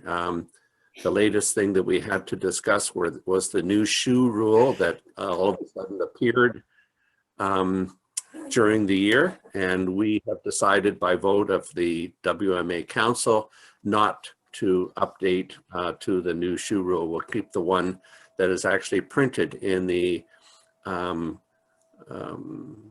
IAAF/World Athletics rulebook.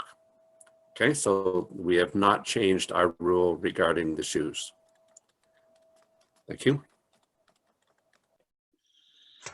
All right. Brian, could Thanks, you Brian. put that in the chat, that link you have? Could you put it in the chat and then it's on record?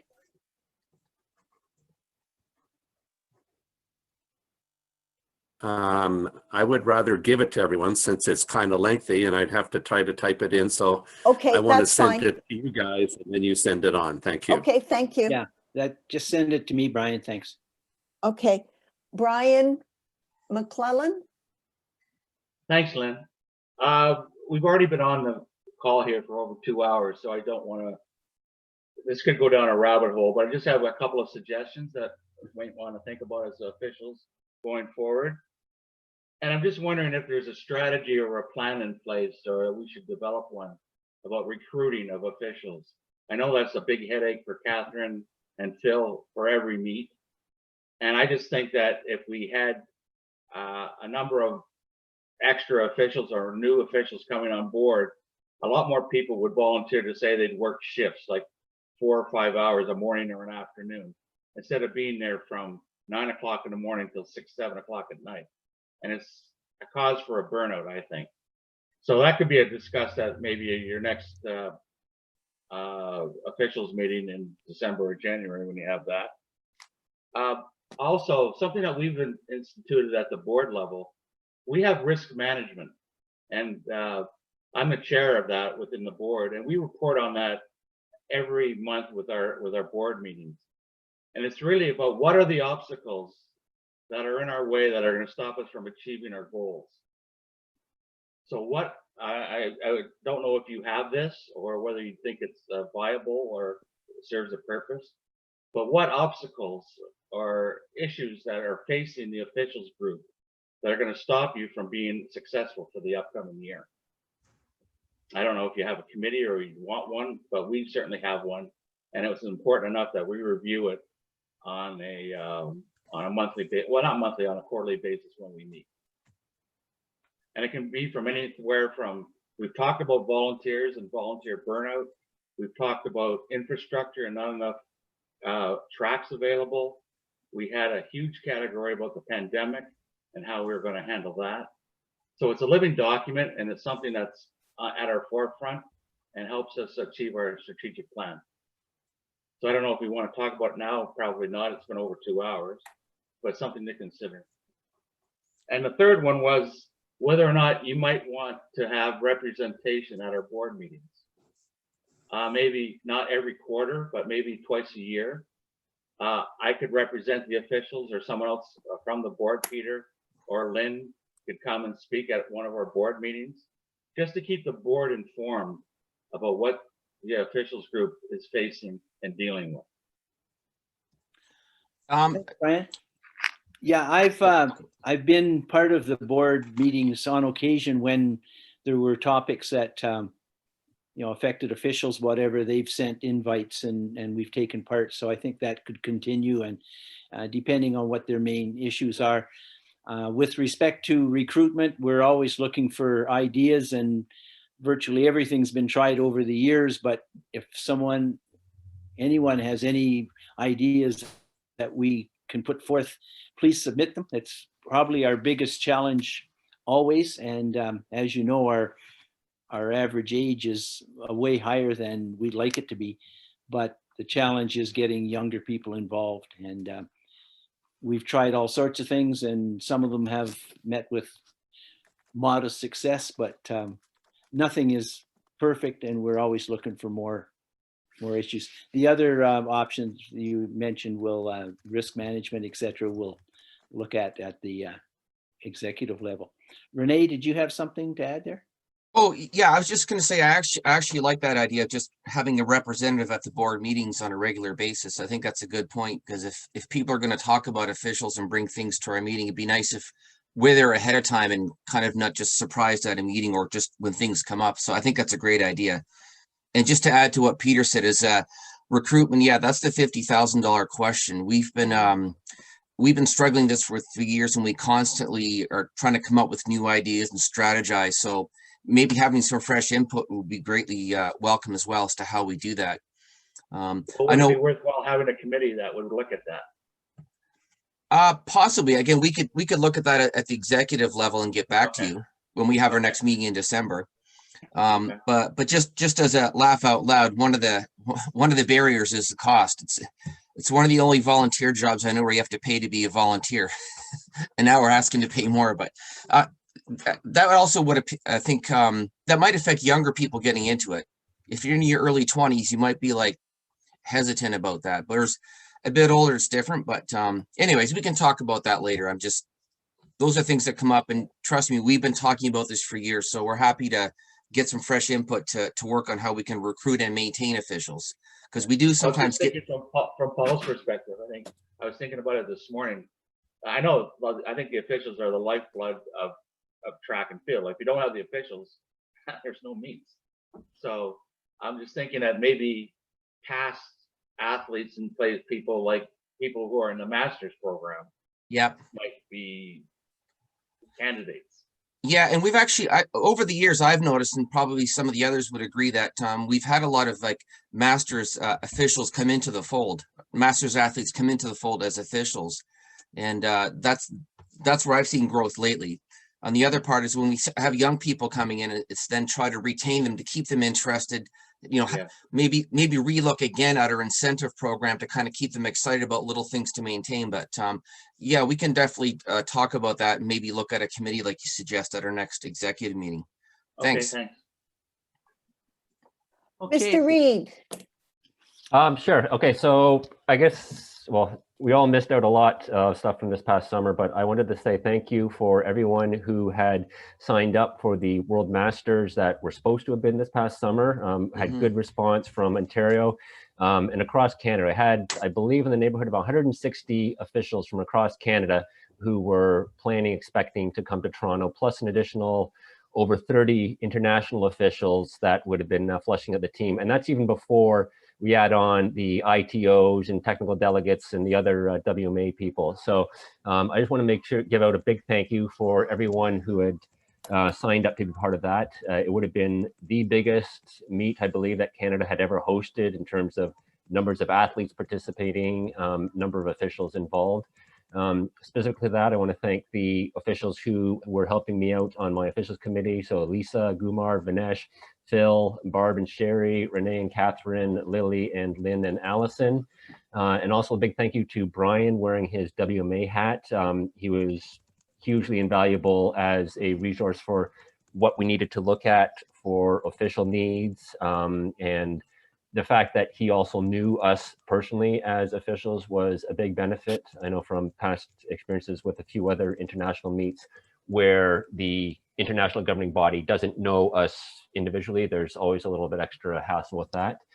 And wearing my athlete hat, I'd like to thank those officials who were out at the AO cross country meet this past weekend, particularly on Sunday. I know for those of us, I think there's 2 of us here who competed in the masters category. Those were not the greatest conditions to be racing in, and I was out of there soon thereafter. The master races, not there all day. So thank you to Enrico, Vinesh, Lynn Kozina and Brian, who were in attendance for a lot longer than I was in those rough conditions.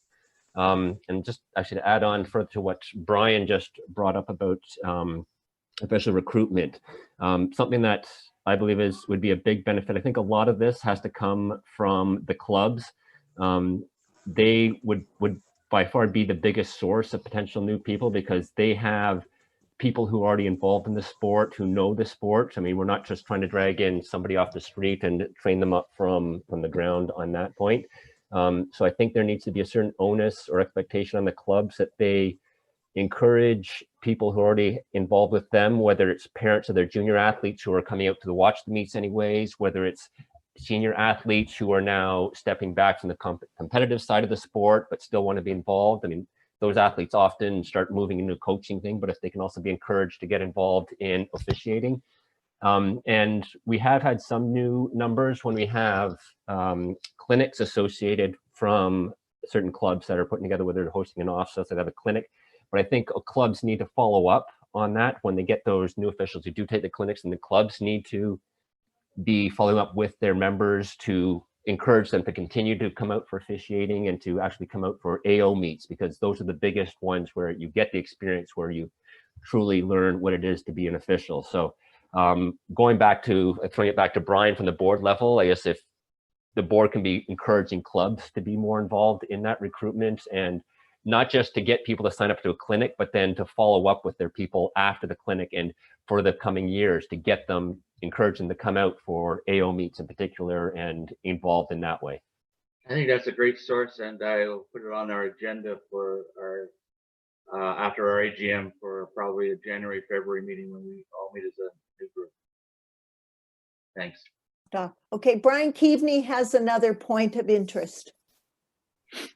Just to follow up on what Ian's been talking about with World Masters Athletics, since and just before the pandemic struck, we have been working with other countries to try to get a championship to replace Toronto 2020. We've been working with Tampere, Finland, and we almost had a contract, but with things in Europe going on the way they are now and with North America, that's still all up in the air. So there really is no World Masters Track and Field Championships for me to announce yet. I will keep you advised. Okay. Is there any other Yes. notes for Lynn? Oh, I just wanted to mention something, but I guess Yeah. I was kind of hoping Merv would be on the call, but I don't see that he is. And I was just speaking with Merv Witter a few days ago, and I guess I didn't really realize this, but I guess he's retiring from officiating due to some surgery and complications he had earlier in the year. And I guess at some point, maybe we wait till we see him on the track or arrange some sort of visit or something. But I wanted to just, say a few words about Merv and thank him for all his contribution. But I don't know if we wait till later on that because he's not in the meeting here. Or, Can I make a suggestion, Renee? Yeah. Because we have this, we could do it at a town hall and specifically invite Merv. Oh, gotcha. Or we also could put it in this unofficially speaking newsletter that we do and do a blurb with a headshot of Merv, and you and any of the other starters that have worked with him could put a little quote in. And I'm sure that Emily would be glad to work with you to make this a big thing. Sure. Yeah. Because I'd like to get some input from other people, and I don't want to put people on the spot right now because I just heard about this recently too, but give some people a bit of time to think about a memory or something. But I think that's a great idea. Have a town hall and specifically invite Merv. And yeah, because he made a point of mentioning to me, he said, Renee, I don't think it's right that officials just retire and drop out and not say anything. I wanted to attend and participate and, say my goodbyes to people and whatnot. And I think that was very classy of Merv and indicative of the kind of person he is. So I think that's a great suggestion, Lynn. Thanks. Certainly, Renee. I think we can definitely invite him to the next officials town hall. And then if you and I want to work together on putting together a nice piece for the next newsletter, if you want to collaborate with some other people as well, we can get some words together and a photo or something for the next newsletter. Okay, thank you. Great idea, Renee. Speaking of the next town hall, tentatively it could be on December 1st, which is the first Tuesday of the month. I don't know if that's too quick after this, or if there's enough interest to have one, or should we wait until after Christmas? Is there any thoughts from everybody, or should we just go ahead with one and hope we have enough content? And I suggest wait and do it right. Okay, that sounds like a good plan. My only suggestion might be maybe not the first weekend in December, but maybe once registration has launched. That way, if anyone needs assistance with registration, Anthony can be there to provide assistance with that process. So do people want one before Christmas time? Do you want to do it doesn't have to be an hour, but we could do a short, because we have a few things that are kind of actions that are coming out of our AGM that maybe we could actually use as meat for a town hall. Yeah, I think there's a town hall and then there's the Merv town hall. They don't have to be the Yes. same thing. They could be two separate things. Let's Yeah, do or we Mervy. could do his thing at the one afterwards. But I know there's a few items from this AGM. It'd be nice to get a little bit of traction on. Yep. How about we look at December 8th then? Sure. Give us a little more time to get a few things together, and it can be a fairly brief one.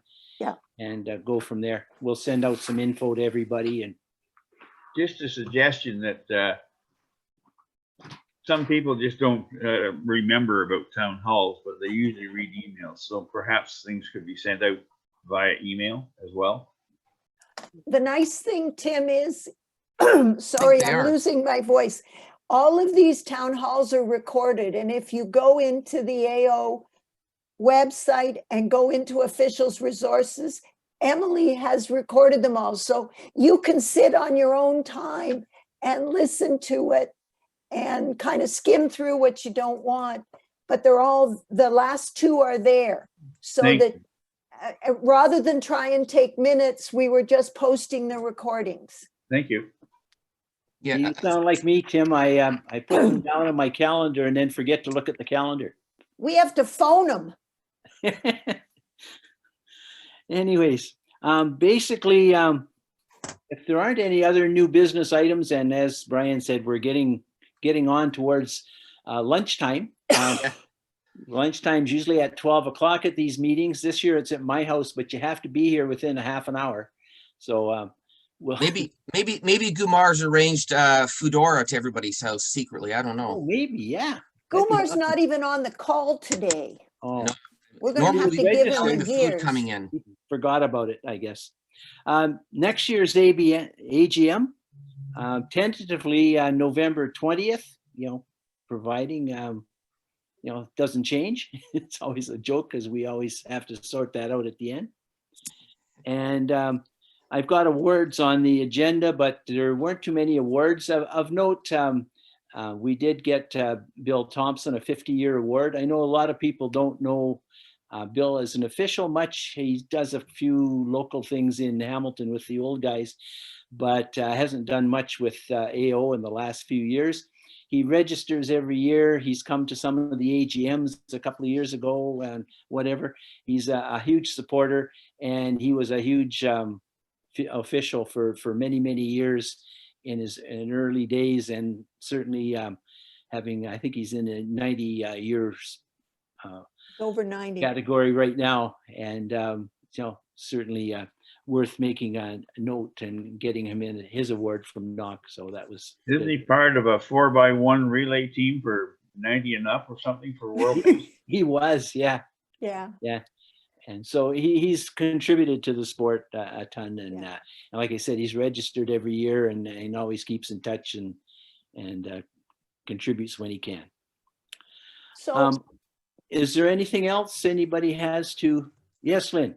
Peter, I was just going to say that, Emily, have you finished doing your year in review, or are you still looking for anything to add to that might come from this group?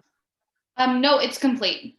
Okay, good. So we'll just get to look at it. Yes. Okay, thank you. Great. Peter? Yes, Laura. Yeah, hi. I just have a question. Going back to the discussion of recruiting officials. Now, 2026, Hamilton may be applying for or bidding on the Commonwealth Games. So I've just wondered if there might be, a 5-year plan, because maybe what level of officials you need. Is it possible to, if this subcommittee is struck, that saying, okay, well, who have we got at what level now, and who is keen or curious or really invested in getting to that level 5 years from now? So I just wondered whether that is a possibility as well. I know it's still a hypothetical situation, but as far as I know, Hamilton is the only one so far that is planning on bidding or being encouraged to bid. Paul, can you address that as the bid information? Well, as Laura alluded, they're the only ones that are looking at it right now. In fact, they don't have to bid. They either take it or it will not happen. And right now there is a lot of dialogue going back and forth within the city of Hamilton itself with respect to whether they want to hold it or not. The province is pushing back on it because there's a big FIFA event, soccer event going on that year. And they're concerned about having two world events. However, there is still a group that's looking at it. I don't have a timeline as to when there'll be a decision that made. There's even some discussion about, well, maybe it will go in 2027 instead of 2026. There's another group that is trying to support to go after an actual bid for the 2030 games, which would be the 100th anniversary of the games. Coincidentally, the very first games were in Hamilton. So there's a stronger push for that as well. But right now, to Laura's point, if Hamilton wants it, they will get it and it will happen. But that's still up in the air. Right. As with the Pan Am games, the push was to get level 3 officials. We used some level 2s, but for the most part, they were level 3 and higher. Where we had to push was for leaders, for referees, for chiefs, etc. And we did that in the 3 years prior. And you know, we were pretty well covered by our own province, and that he always helps with the cost, that we don't have to bring in people from across the country to the extent that some of the games have had to do. So we are strong, but we are aged, and we certainly want our you know, up and coming officials, even though they're not that young necessarily, but they've got to look at upgrading and being ready to take leadership roles when it comes to something like that in 5 years' time, 6 years' time. Just a comment, a lot of the level 2 officials that we worked with in jumps were tremendous. Yeah.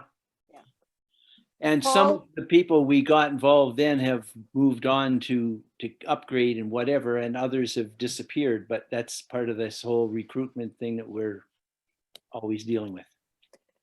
Paul? If I could just add one more update, Peter, to the group. Yeah. Just as we know, obviously the COVID situation is getting a lot worse before it seems to be getting better. There's obviously news of vaccines that are coming out, but we know that that's going to be a long time before it actually comes into play. But I did want to let the group know that we, believe it or not, we're actually trying to look at whether we might have something happen in the indoor season. And this is extremely preliminary, but I just wanted to update the group because of the fact that there'll be implications for the officials group, obviously, if we can hold an event. We're in discussions right now with the 91st Highlanders group in Hamilton with respect to holding the Hamilton indoor games. And of course, this will be very, very predicated on if the coronavirus situation allows us to hold any events. Obviously on Monday, we're going into a very stringent lockdown stage for Toronto and Peel. And obviously we wouldn't be able to hold anything under those kinds of conditions. But the 91st Highlanders are very open. They want to try and have something. Their position is that they will help with the funding to rent the old Cops Coliseum. I forget the name of it now, Center One or something. And they will arrange for the track to be put in, as long as AO can work on getting the officials and the groups to look after it. Thanks, Randolph, First Ontario Place. So I just wanted to update everybody. That's not carved in stone yet. One of the reasons we're looking at that facility is because of its massive size. With its size, it enables us to do a lot more with respect to social distancing and segregating athletes as they come in, when they go to warm up, when they actually get down on the track to compete. So I'll keep updating everybody as we go along, but that's something that as long as the coronavirus starts to go down and they start to open things up. The plan would be over the course of 2 days, maybe even 3 days, we'll see if we can get it, to bring in a number of athletes, approximately 300 athletes a day through the facility. So I'll keep everybody updated and let you know what happens. Thanks, Paul. Okay. Well, if there's nothing else that anyone has to raise, then I would guess we're at an end. And I'd like to thank everybody for taking these 2.5 hours and pushing us forward another year in officiating, and look forward to seeing you at real events in real time, hopefully by the summer, but if not before, even before possibly, that would be great. But till then, happy trails. Do we have to make a motion to close the meeting? We adjourn. We're good. Renee? Oh, sorry. Do we have to make a motion to adjourn the meeting? I was just going to say, if someone can make Okay. a motion to adjourn, we'll. Okay, so I'll make a motion to adjourn the meeting. Okay. I'll second that. I don't think we have to vote on that. I think it's just Yep, just unseconded motion. Can I just thank Emily for supporting us from a technical perspective? She got up really early on a Saturday morning to help us, but this is a test run for the AO AGM tomorrow afternoon. Great, And thank you, Paul, for coming, and Anthony, and thank you to everybody else. Thank you for having us. Thanks, Thanks. guys. Thanks all. Have a good one. Bye. Bye. Bye-bye. Bye, guys. Bye. Bye, everybody. Bye.